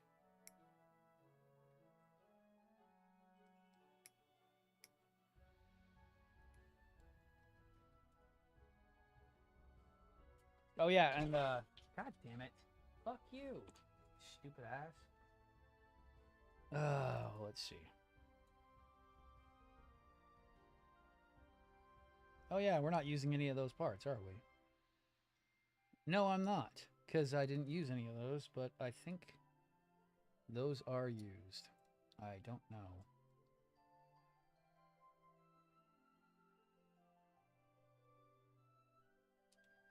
I have no idea what 16 is for. Hey, make sure you try to use my promo code for it. Try to get a little bit of money off. I will tell you that. They're supposed to give you 10% off, but I think it's only off the first order. Well, my promo link.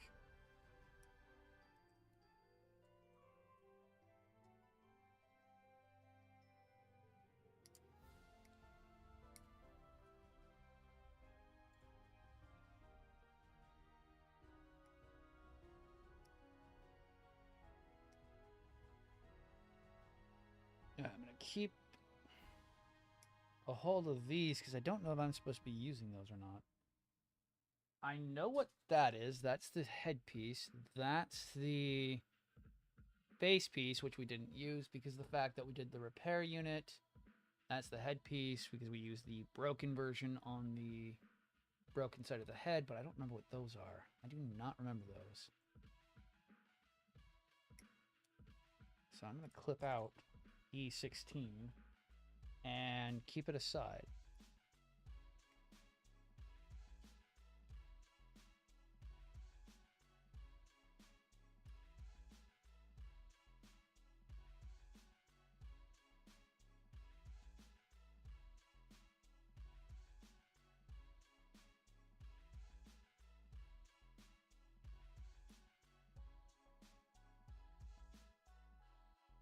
Oh, Ajax, if you're still here, man, you'd think this is hilarious, dude. So, there's a... Oh, is it a Petco or is it a PetSmart? Whatever one it is. By my house. I literally have gone to 2 stores this week trying to go get food for the tarantula. One of them had none of the food that she'll eat. And it sucks because she's become a very picky spider and only eats what she likes.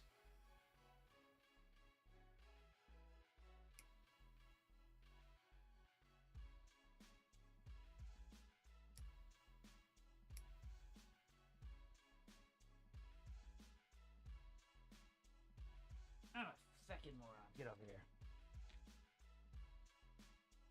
And the other one by my house is shutting down. And it's like, Jesus, my thing's going to just starve. Even though she can survive as long as she has water for up to a year.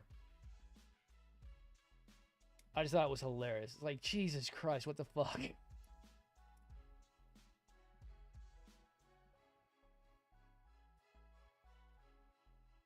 It's like, I just wanted to buy food for my damn spider. They can be. She doesn't like, she hasn't liked crickets in years. Doesn't like dubias. The last time I tried to give her roaches, she did not like them. Didn't understand how to eat it. Didn't like it at all. Just kind of looked at me like, I'm not eating this, and then went and just continued about her day. Like superworms currently. All she'll take. She goes crazy for them. You drop it in, done. I just don't like doing... she'll eat crickets if forced to, but doesn't prefer them anymore. And I also don't like buying crickets because they're sometimes a waste of money. Because crickets die way too easily, and I just hate doing it in the first place. I'd rather do superworms, which last actually a bit longer. I've had superworms last up to 3 months, where I still had a whole, like, half a container left, because they don't need as much nutrients as other things do. Dude, they're really cool. Some of the big giant ones you can get, the Amazonian ones, are really, really cool. They're actually really fun pets nowadays. I have a Mexican red knee. They're a fairly hard to get species now, apparently, especially since they've dimorphed their actual species into 2 different ones now. It's kind of hard to actually determine what an actual Mexican red knee is now. Used to be Brachypelma smithi. Now it's split into Hamori and another one, but most people do still refer to a Mexican red knee being B. smithi, just because it was the easier classification at the time. But there's so many different ways of classifying them. It's due to the dimorphism, due to the rarity they've become in the wild. Due to them being on the semi-endangered list in the wild. That native wild specimens are not as easy to see as they used to be. Where they're very well traded in the pet industry, but are becoming quite more of an expensive spider than they used to be. I paid like $75 for my sling.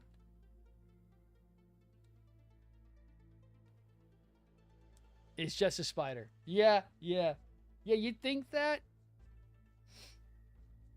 But man, does it get weird when you get into spiders. I don't even remember how I got into tarantulas. I think it was just because some had come up on YouTube, and then I was like, they're so cool, I want one. And I had a curly-haired rose tarantula at one point.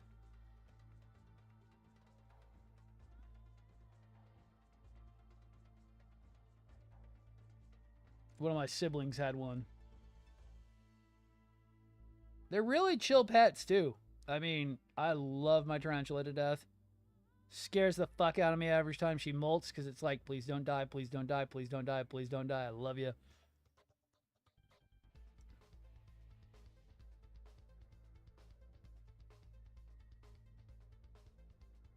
I've had 3 scares with her so far. It's been freaking awesome.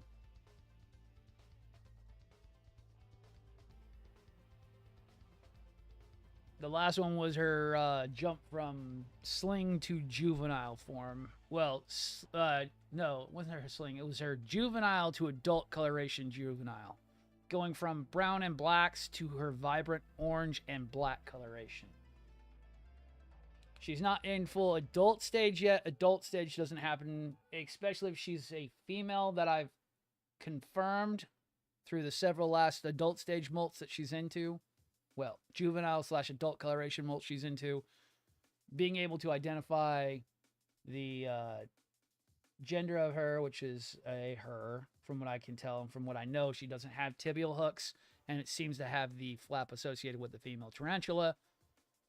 She won't get to full mature adult size for another 10 to 15 years.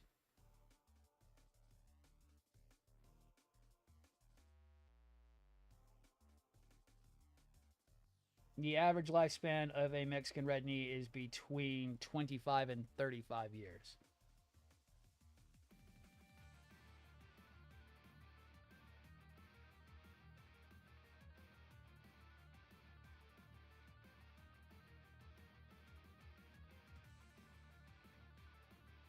And it's about 10 to 15 years for a mature male.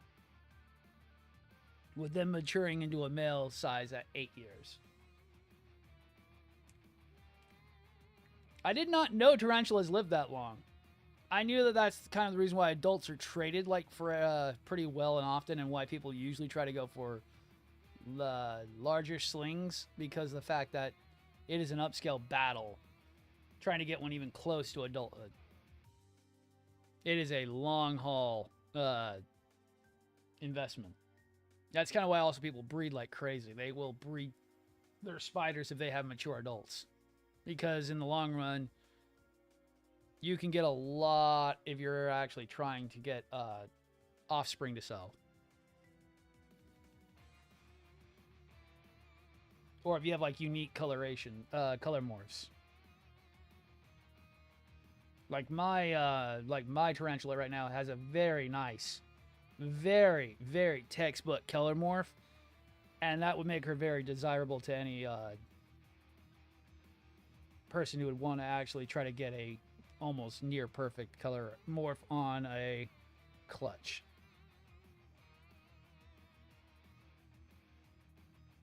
Perfect bands on her legs, perfectly dark body. I was hoping she was going to come out really, really pretty, and she's like the perfect textbook Mexican red knee. Perfect orange ring around the head with the perfect black center in the center of the carapace.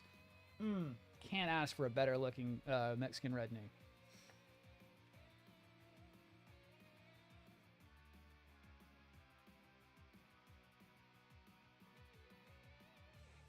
I've seen others and they're not nearly as vibrant, especially when she's molted. When she's molted, oh my god.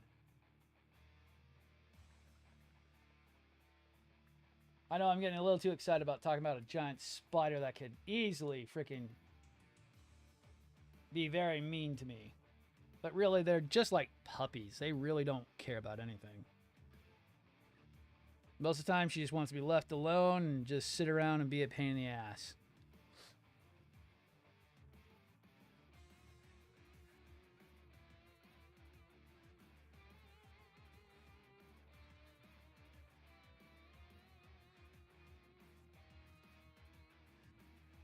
Oh, no, it's just funny because I know a lot of people don't like spiders. I mean, I honestly never thought I would get into tarantulas as much as I did. Do I want more? I kind of do, but I kind of don't. They're somewhat of a pain in the ass to freaking keep, even though they are fairly easy. The most I'd probably go for is like a bottle blue or, God, there are some metallics that are in the, there are dwarf tarantulas that are really pretty. They have metallic colorations. But they're very expensive because they're super rare. Like, slings can go upwards of $500-$600 a piece. Yo, later, Storm.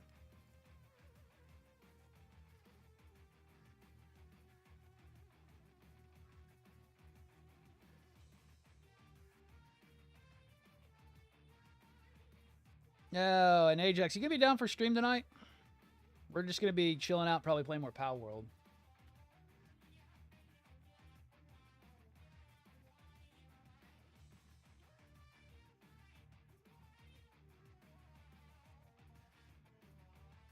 You've missed so much. We have so many sites to show you. Nice.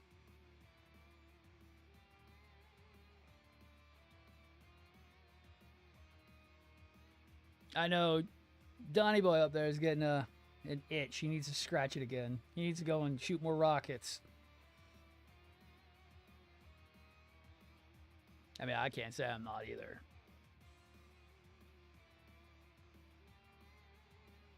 I've got a score to settle with a certain ice pony. I still need like 8 more of them. I'm going to complete my decks on that one for sure now that we have a strategy down.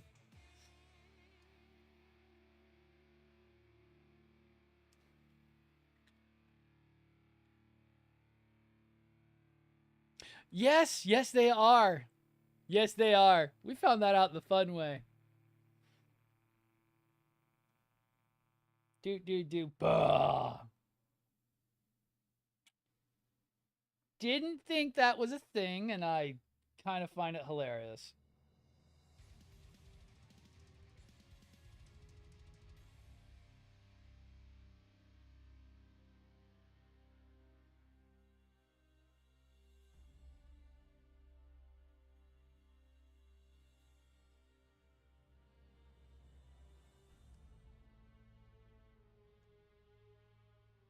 Well, it's been a pure ass Twitch day. I mean, thank you all for watching me slowly get these stupid arms done piece by piece as I sit here and continuously talk my ass off and not get anything done.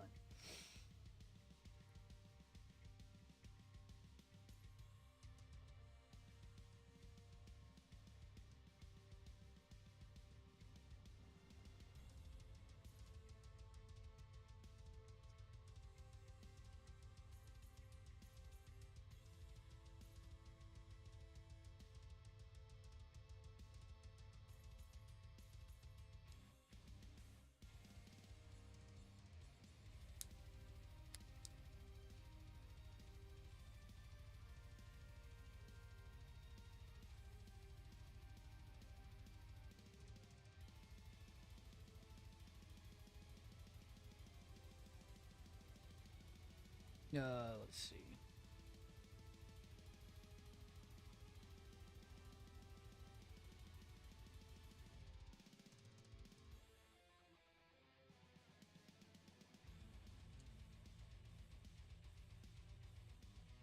Just doesn't help that there are so many fucking pieces that have to be put together. Luckily, getting close to not having to freaking worry about that anymore. Getting very close.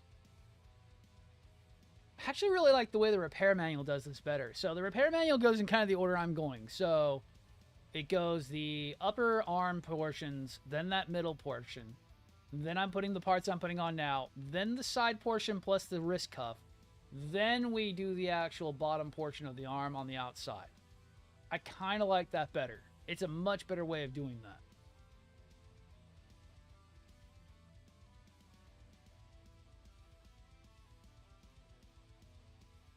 Ugh. Versus the other two manuals, which have you do it in like 4 different freaking orders, including the Avalanche one where I have to put extra parts on the Avalanche.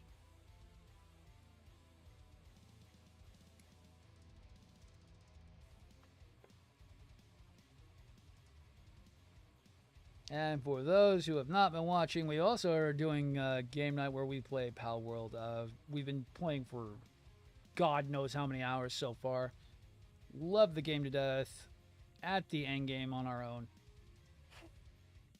Kind of just going through the motions, trying to get rare patterns and have as much fun as possible. Plus, we do have other people who are on the server who are a little bit lower level, so they need help getting up to speed. To where then we can just decimate the entire world with rocket launchers.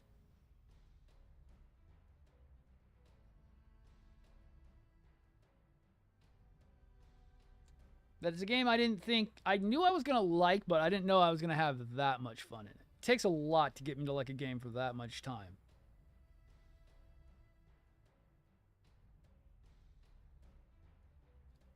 It's not perfect in any way, but I mean, shit, it's damn near close.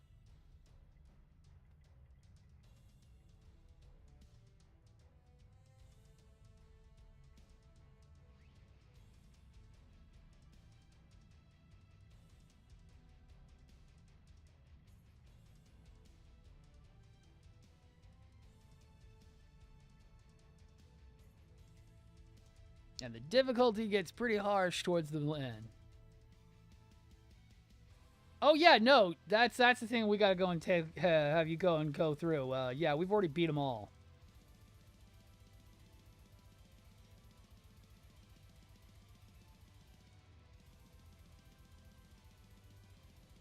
The hardest one being Shadowbeak. But we cheese that one to death because rocket launchers are OP.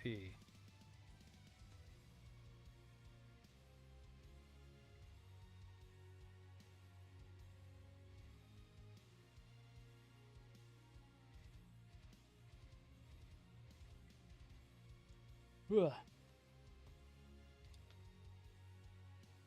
Yeah, me and Donna have been fairly busy.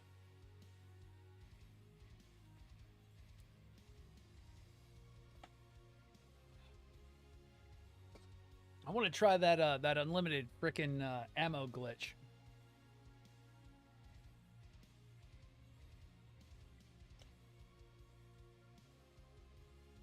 I need to try that because it would be great to not have to make assault rifle ammo.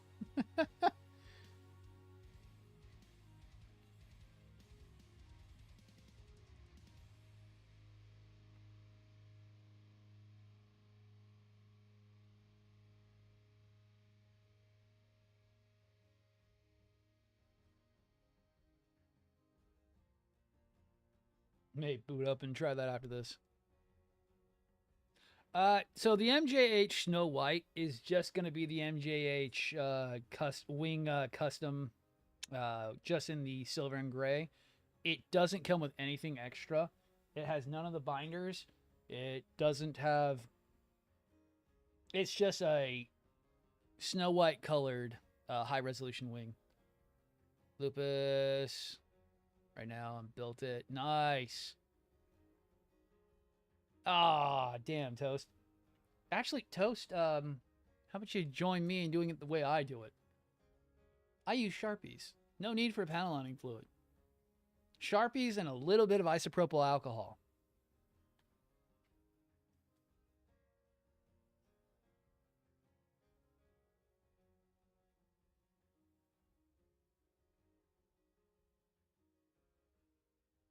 No need for panel lining fluid.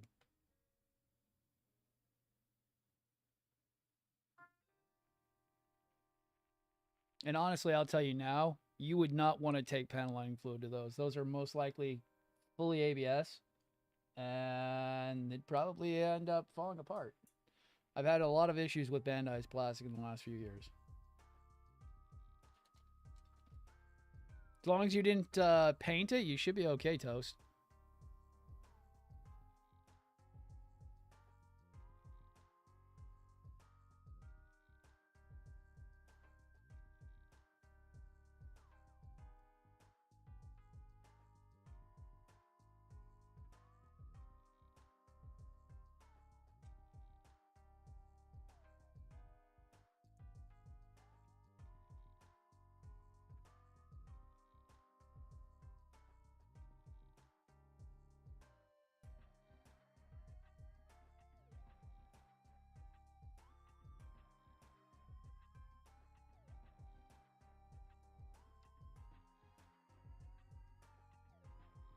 Yeah, I would tell you to go for the Daban. If you can get the Supernova, I would tell you to buy the Supernova, but only if you get it at the right price.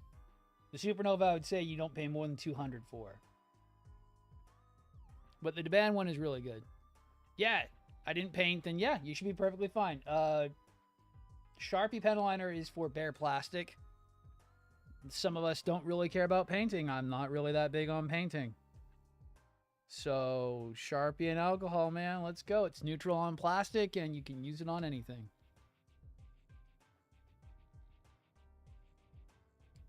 I like to let my kit talk for itself. Let the plastic do the talking.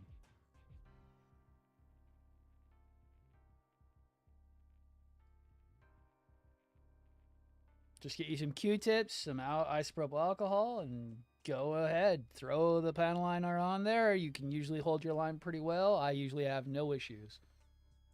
Any of my rock solid lines you get, you can get pretty easily because I'm a big dummy McDumberson and I ain't doing anything special other than just wiping it off. So if I can get rock solid lines, so can you.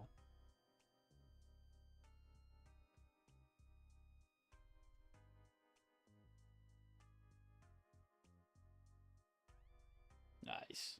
I don't know. I don't have the time for painting at the moment. It's not something I have. I haven't even done any real big wiring projects since the Tall Geese 3 had issues and got 3 months behind on project time. That really did not help my confidence level. I've just been kind of having fun building kits and just chilling out. It's been fun. The next one I'm going to be doing a custom on is going to be the perfect grade Zaku. It needs the whole eye set needs to be redone. I want to try to do the Heat Hawk. There's a lot I want to try to do on that one, but that's a whole project.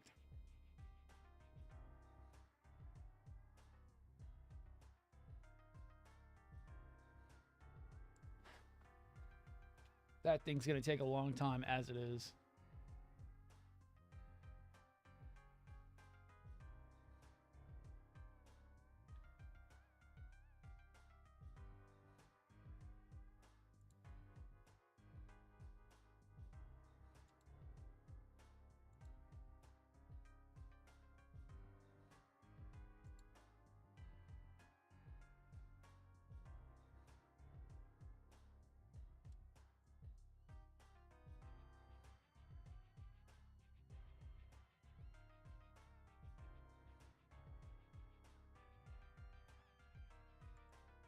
All right.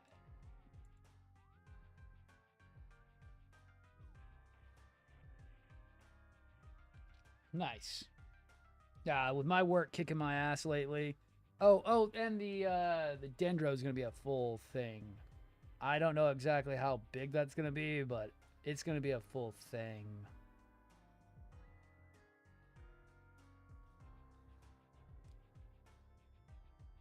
I'm just can't wait till it gets here because that thing's massive. Massive for a high grade. Closest thing I'm ever gonna get to a fucking goddamn Neo Xeon. Unless they finally do a full reprint that doesn't only have 5 kits for the US in it. It's the closest thing I'm ever gonna get for a Neo Xeon is gonna be my Dendrobium.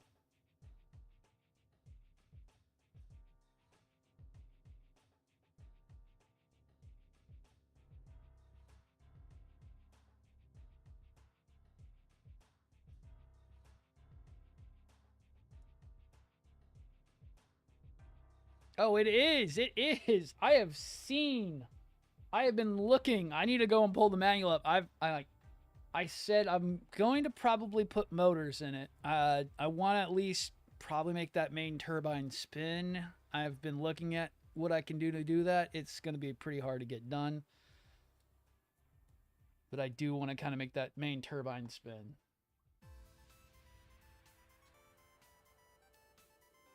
And there's some lights that I want to get that would make it really, really nice.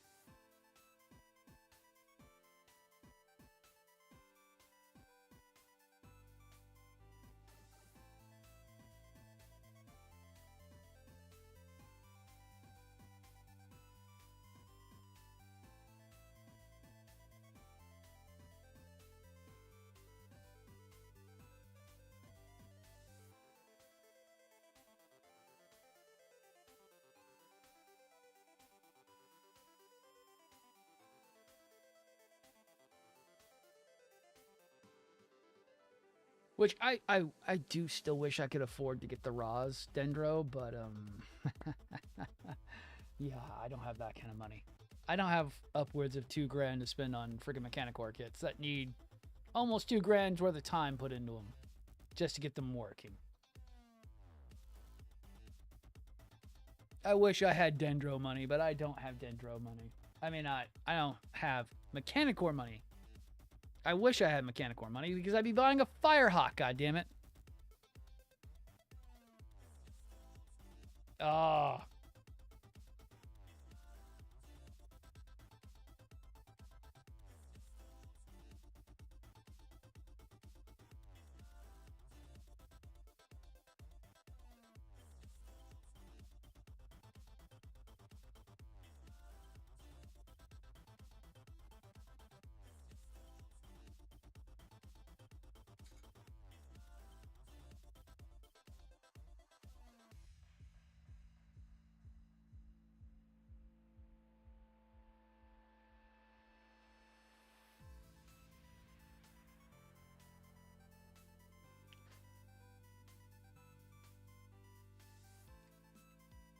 Okay. That, and then where am I at? L8, which is one of the ones I already popped off from one of them.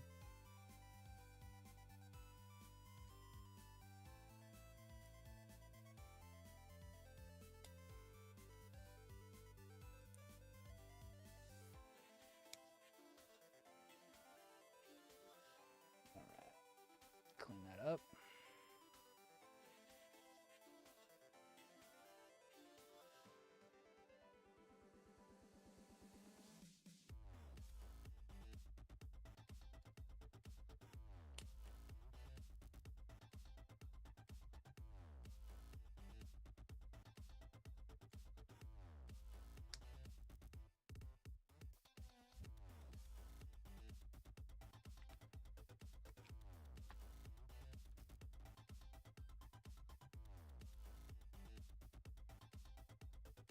The only thing that sucks is I wish I would have enough money to put out a bounty for a freaking a red Neo Zeong, but I don't have enough money to put a bounty out for one. I wish I could put a bounty out for one, because I would so pay at least. I would even pay about $1,000 for a red Neo Zeong if I had the cash for it, but I will not have the cash for it this year. Maybe next year.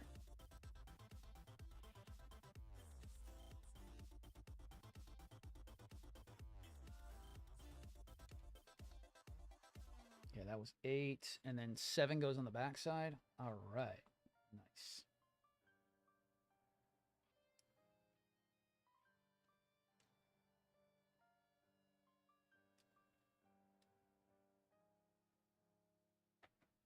Even though I do like the what is it called? The white Zeong, I actually like the red Neo Zeong much better.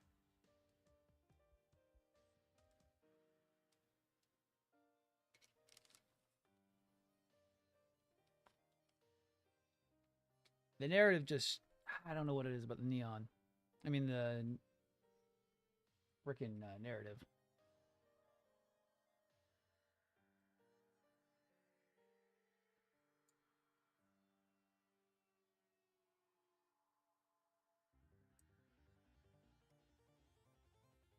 I still say the new pair of nippers are holding up pretty damn well. Really Tool has been still freaking amazing so far. Haven't broken them just yet. Just yet. What'd you do? Did you go buy stuff you shouldn't buy? Usually what people say just before they say that kind of shit.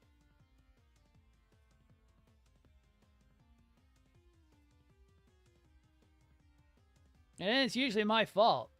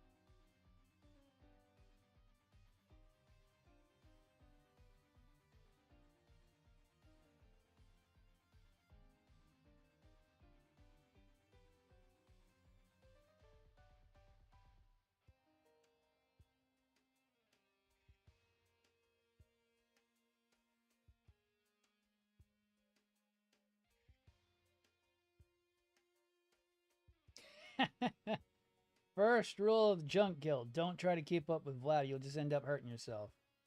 Because it's happened before to himself. Second rule about Junk Guild: we don't talk about Junk Guild. We enjoy the building.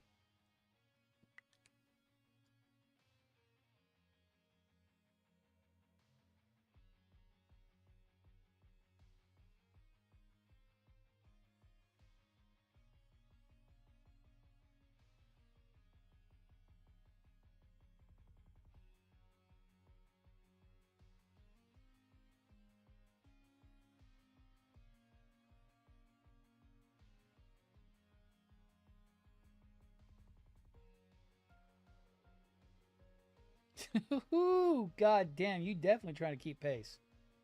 That is a bad way of going there, sir. You need to pace yourself. Buy one at a time. One per week. That's what I do. Except for one per week can be very expensive. That sounds like you have a Solomon in there, too.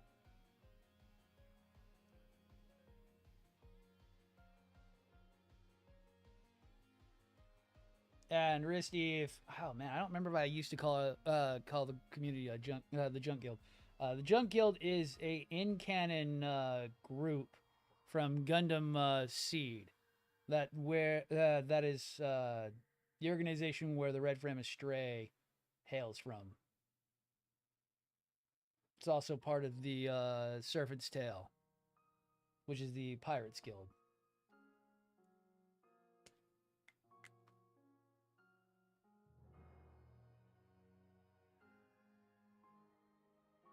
Well, associated with the Serpent's Tail.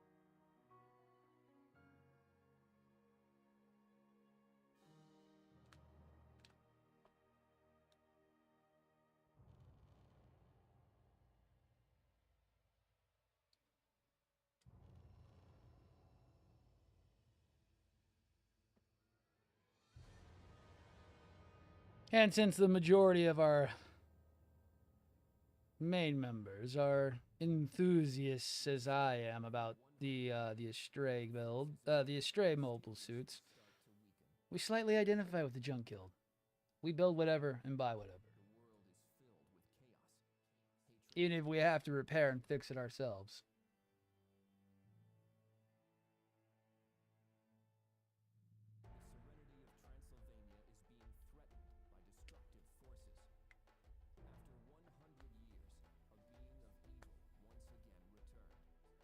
Nice.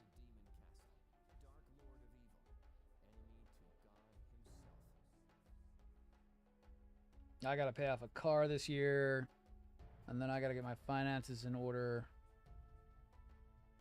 and then I'll be okay to start freaking buying kits like I used to. Couple $1,000s at a time.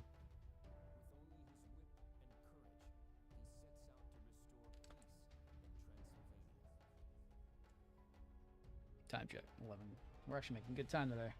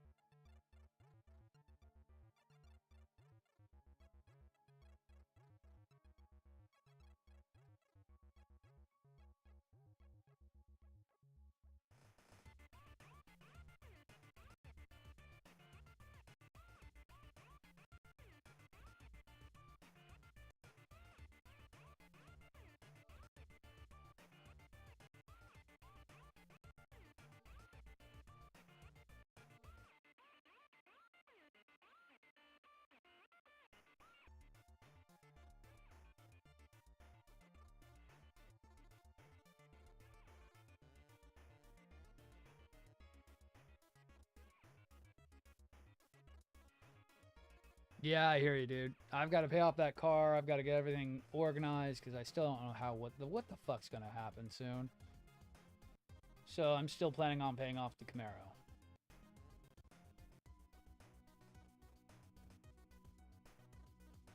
It'll be better if I do. It's only a couple thousand left on it, so I might as well try to pay it off.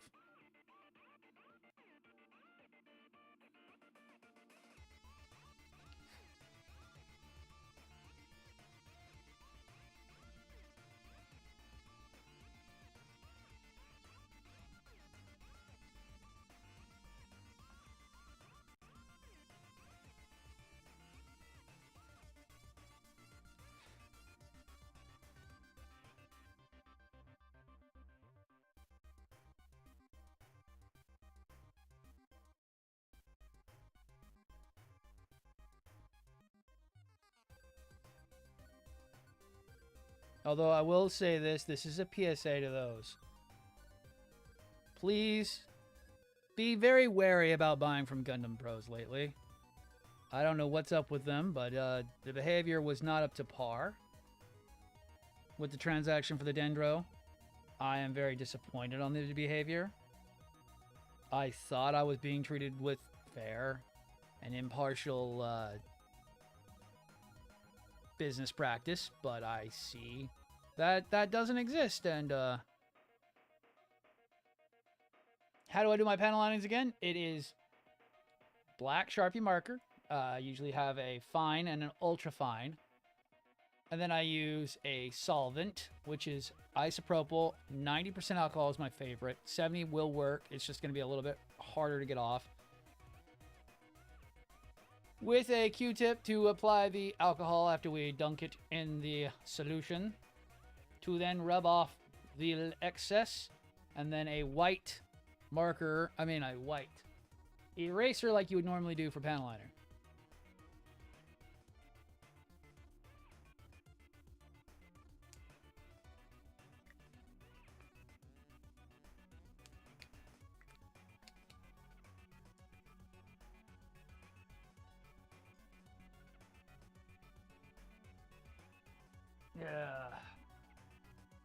Yeah, Risky. I may be going through a not a fun year financially. I don't know how it's gonna fucking be still. Could still happen, could not happen. I don't fucking know.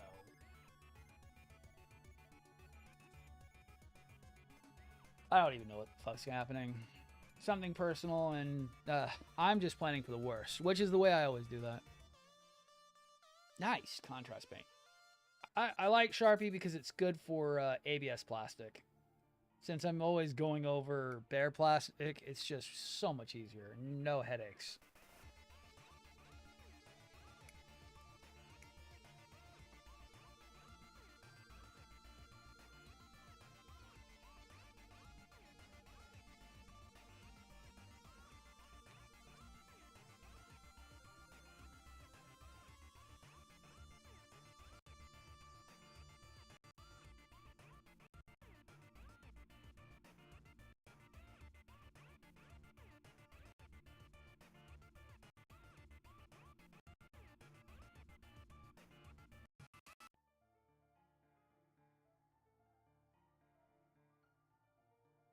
I used to do that kind of liner, Risty. I just can't use it on bare plastics after what happened. I destroyed a Supernova wing kit without knowing that ABS reacts the way it does with that kind of liner, so I lost a very expensive model kit to that. So it's kind of why I've always stuck to this stuff, since I basically do bare plastic. I know over paint you can do that even on ABS, but it's just something I don't even want to try anymore.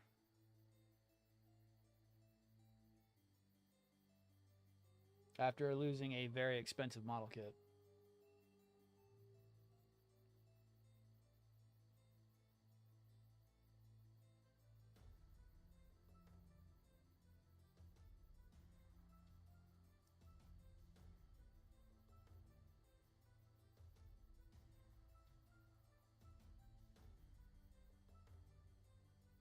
Ugh.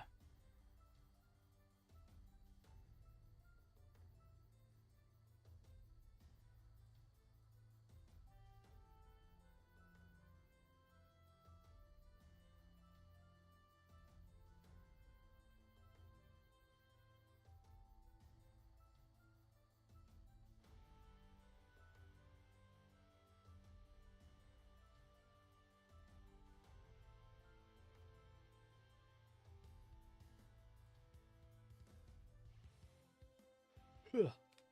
God, I even slept well. Quit being yawning.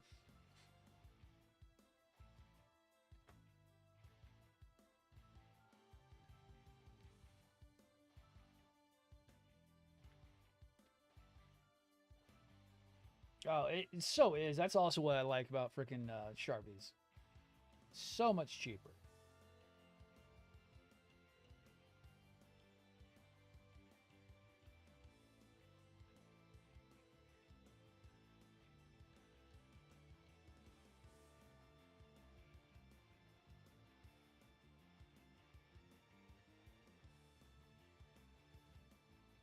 Just checking my phone real quick. Make sure I didn't see any freaking messages I missed. Thought I felt something.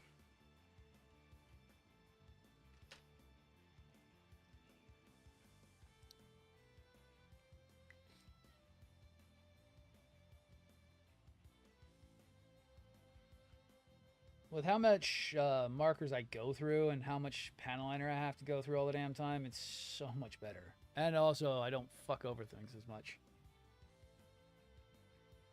The best thing I like is this stuff. This is the oil-based markers. This is the best thing for doing light blocking. When I'm doing LED work, like the arms, I had to paint the back side of these arms black so that way I could get it so the ribbon cable will actually light up instead of showing straight through those arm panels. Oh, so nice.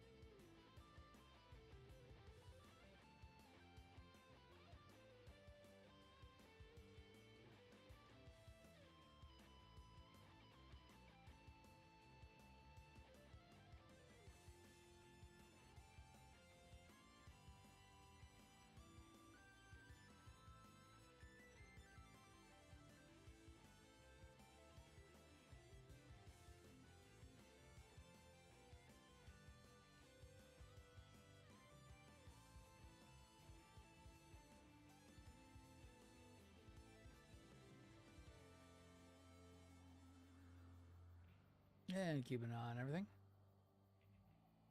Been one of those days where I'm just like, I'm so glad everything is going as smoothly as it can. So far, no issues on the fitment. The band does a really good job on these perfect grades of getting everything looking and lining up pretty well. I haven't had any real changes that need to be done. Or real fitment problems.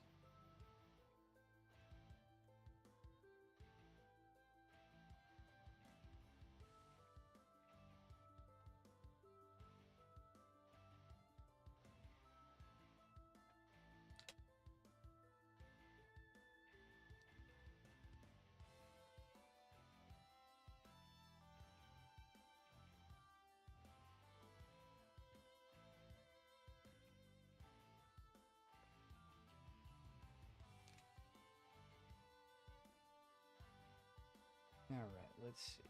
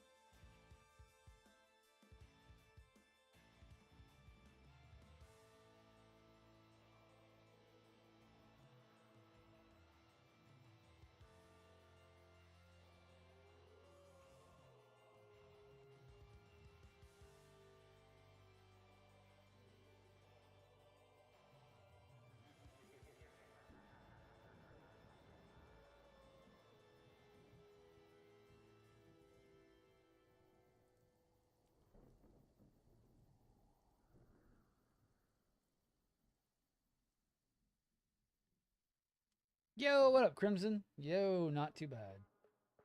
Just trying to get all these stupid small parts done on this. Perfect grade so far on the arms. Could be worse, could be better.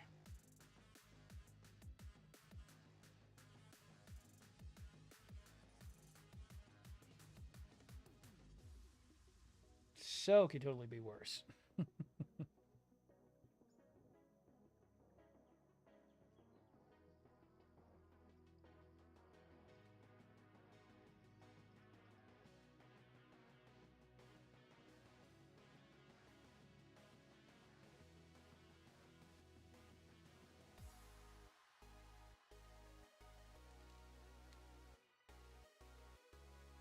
Yo, nice. That's actually the next one I'm going to be holding is my PGU Deban kit next.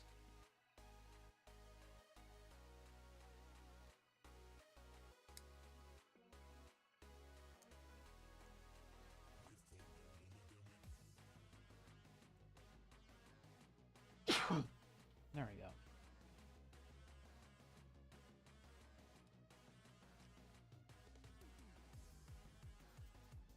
Heard nothing but good things about the PGU Deban kit so far, which I'm happy to hear.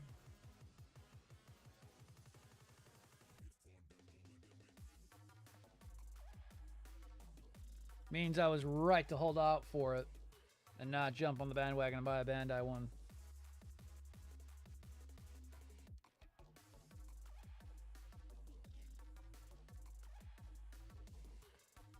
Apparently I'm tired as shit, apparently, even though I slept okay.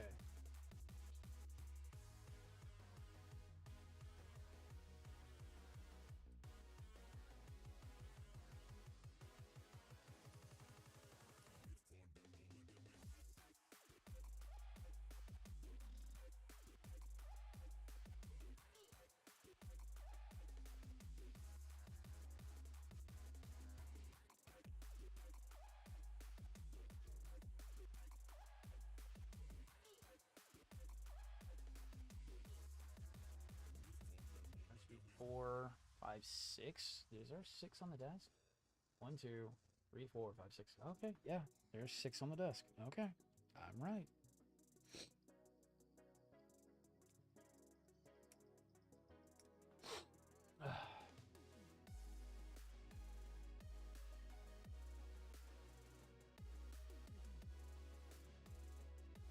Nice.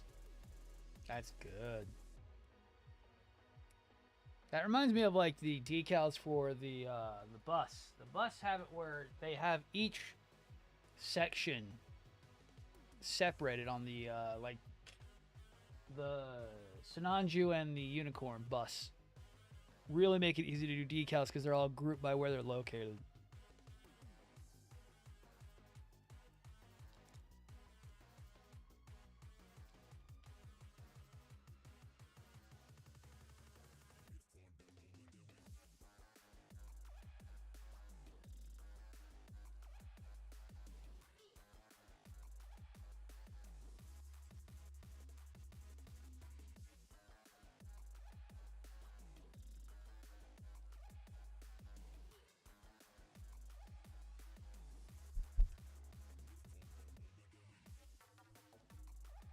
There we go. Much better.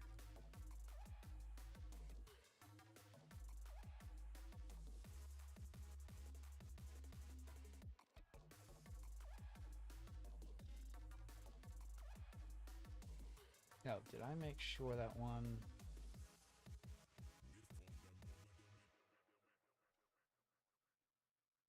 Yes, okay.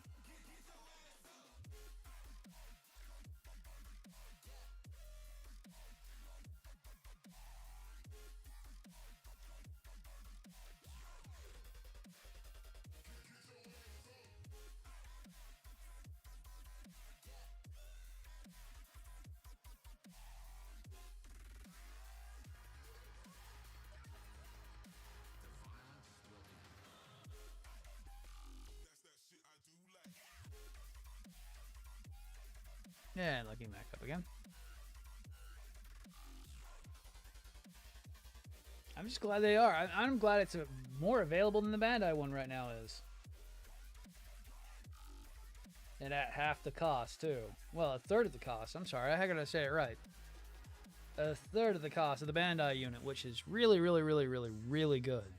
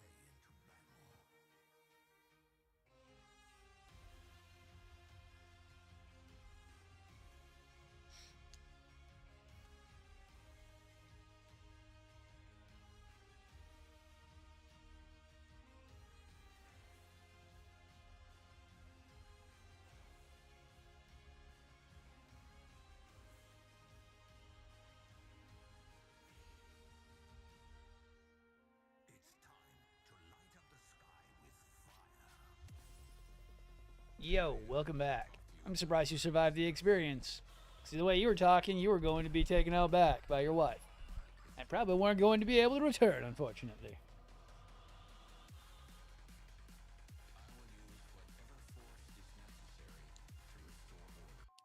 Yo, what up, Benda?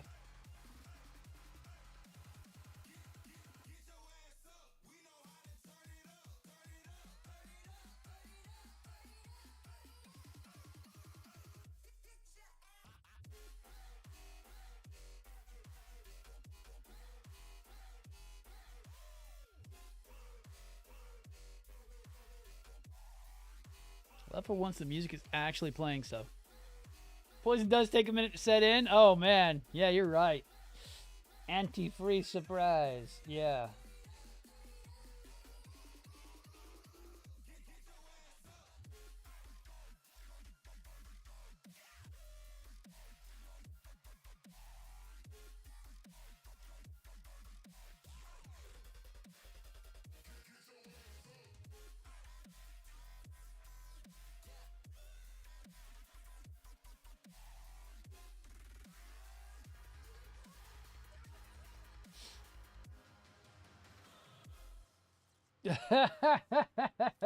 We just see a shock out of video like, I don't feel so good, guys. It's like, damn it, I knew it happened.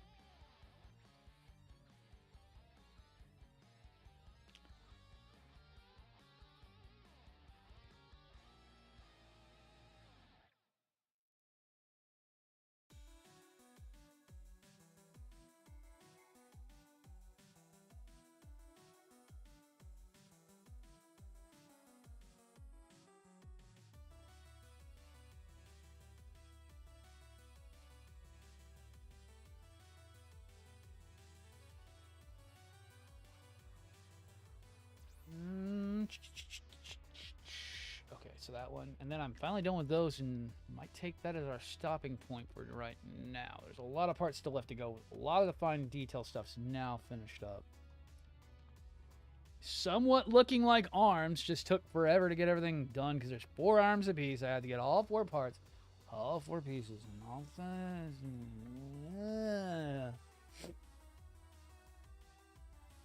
It's very frustrating.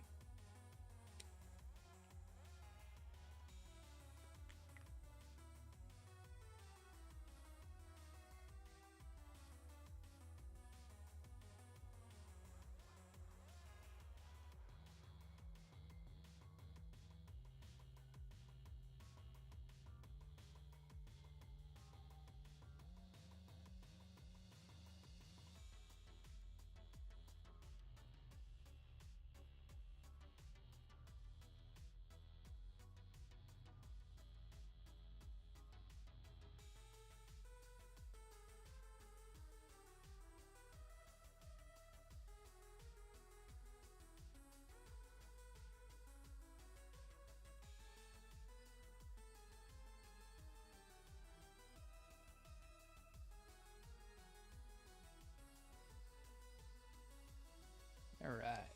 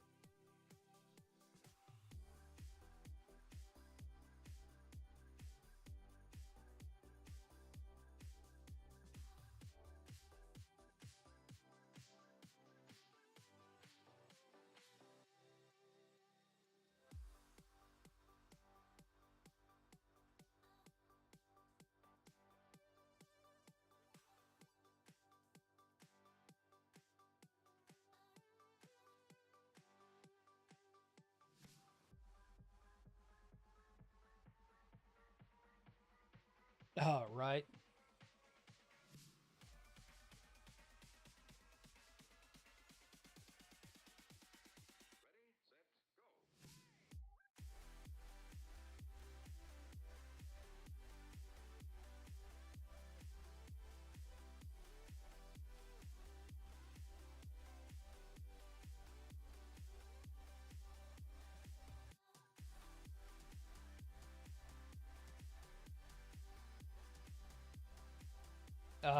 It would. I am just not that creative at that point.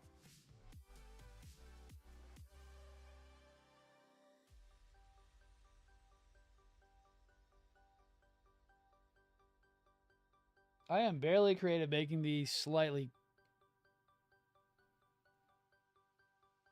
I'm good at the moment. I've got so much other shit I gotta get done. I just need to get these guys done so that way they can finally... I can finally move on to other things. I've got so much shit to do.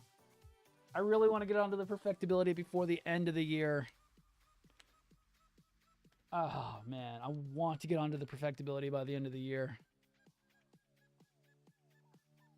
That is one that has been sitting in my backlog, and I want to get it done.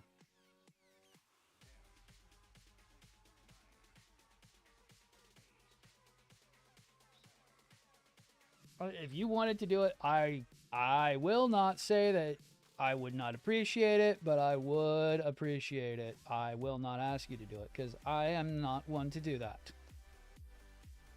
I'm the one who gives things away, because you guys follow me and or support me via Patreon or the Twitch stream.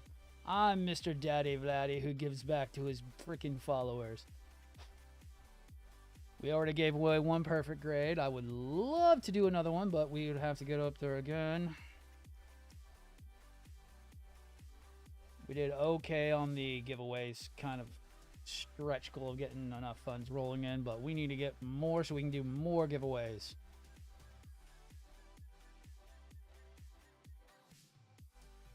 I wouldn't say no, and I do appreciate anything anybody donates or gifts to me, because that's the streamer way of saying it, of being, I am not forcing anyone to do anything for me, because that is really stupid and you should not do that, because there is no goal or reason why you should. But if you feel you want to, I will not stop people from doing things nice, because legally I do have to say that. Or the FCC and everything else that come at me. Oh, man. Okay, so that's all good to go. It is 12 o'clock. We're at 2.5-ish, 2 hours and 44 minutes. I'm going to end there. We'll be back tomorrow morning. We'll get some more done. We're getting so close on getting the arms done. I mean, that's not bad. So we've got most of the outline work done. It's just getting all the detailing done, so that way I don't have to go back and do it again. I may even do a couple on the side, get things going, maybe even get the pre-side panel assembled. I don't know. There's still so much to go. Yeah, you stupid asshole. He's going to be making stands. Oh, yeah. I have to say, yeah, no, that'd be cool. No, that's cool. I need to test your hell. Okay, that's what you feel like doing, dude. Do perfectibility. I have about 3 hours on the legs and the inner. It's done already on the PGU. Nice. No, that's the whole point. Is the PGU is going to be a quick build. I already know it's a quick build. I'm going to be done with it probably in a week. Perfectibility is going to take 2.5 to 3 months with what I'm doing to it. PGU, I just want to get to before the end of the year. I'm not PGU. Perfectibility, I want to just get to before the end of the year. It's going to probably take a long time. I have the Cosmos kit. I want to do the etching kit. I have a massive decal sheet that's 5 to 7 pages long of decals for it, because I have the blue and white change out decals instead of the ones that came with it. I know perfectibility is going to take me eons. So PGU is a stopgap. PGU is a stopgap compared to perfectibility. Perfectibility is going to be insane. The Cosmos kit alone is going to take forever getting that installed. But I am all at a time. Let's see if we can drop you guys off anywhere nice. Let's see if anybody's streaming right now. I don't know if anybody's streaming. Click the raid button. Nobody I actually know.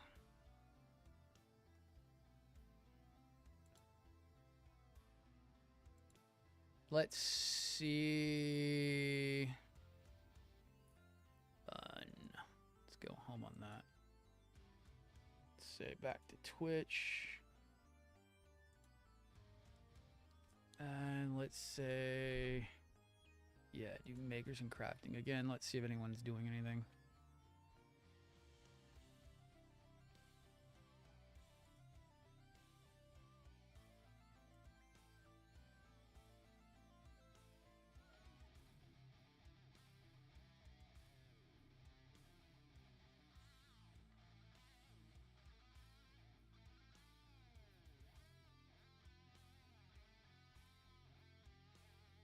Yeah, it doesn't look like... Oh, wait, what's that?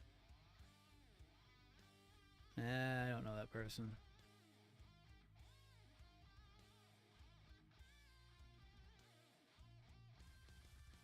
Okay, I guess we're just gonna have to end there. Nobody actually know. But okay, so I will be back. We'll be back tonight. We're gonna be doing some Power World. I may go and try out that thing first. We're just gonna be running around, blowing up bosses, trying to get legend drops, cause we're bored and we're just gonna be chilling out, having a fun time. Be mostly a chatty stream / us playing around. Maybe taking Ajax to far off places to have him blow things up with us. But thank you everybody for watching this morning. I know it doesn't seem like a lot of work, but that was a lot of tedious work. And then we go straight into the biggest part about doing the exia is that it's a lot of tiny, tedious work. And then you do a lot of work all at once. And then you're done with it. We're getting close to that part where it's like I'm getting very close to having things done. I need to go get some sandpaper from my work vehicle. See if I can sand down those pegs just a tiny little bit to make them fit without breaking that again. We've already fixed the one that is broken to work with the shoulder. That'll actually work really, really well. But thank you, everybody. I will see you all later. Thank you, and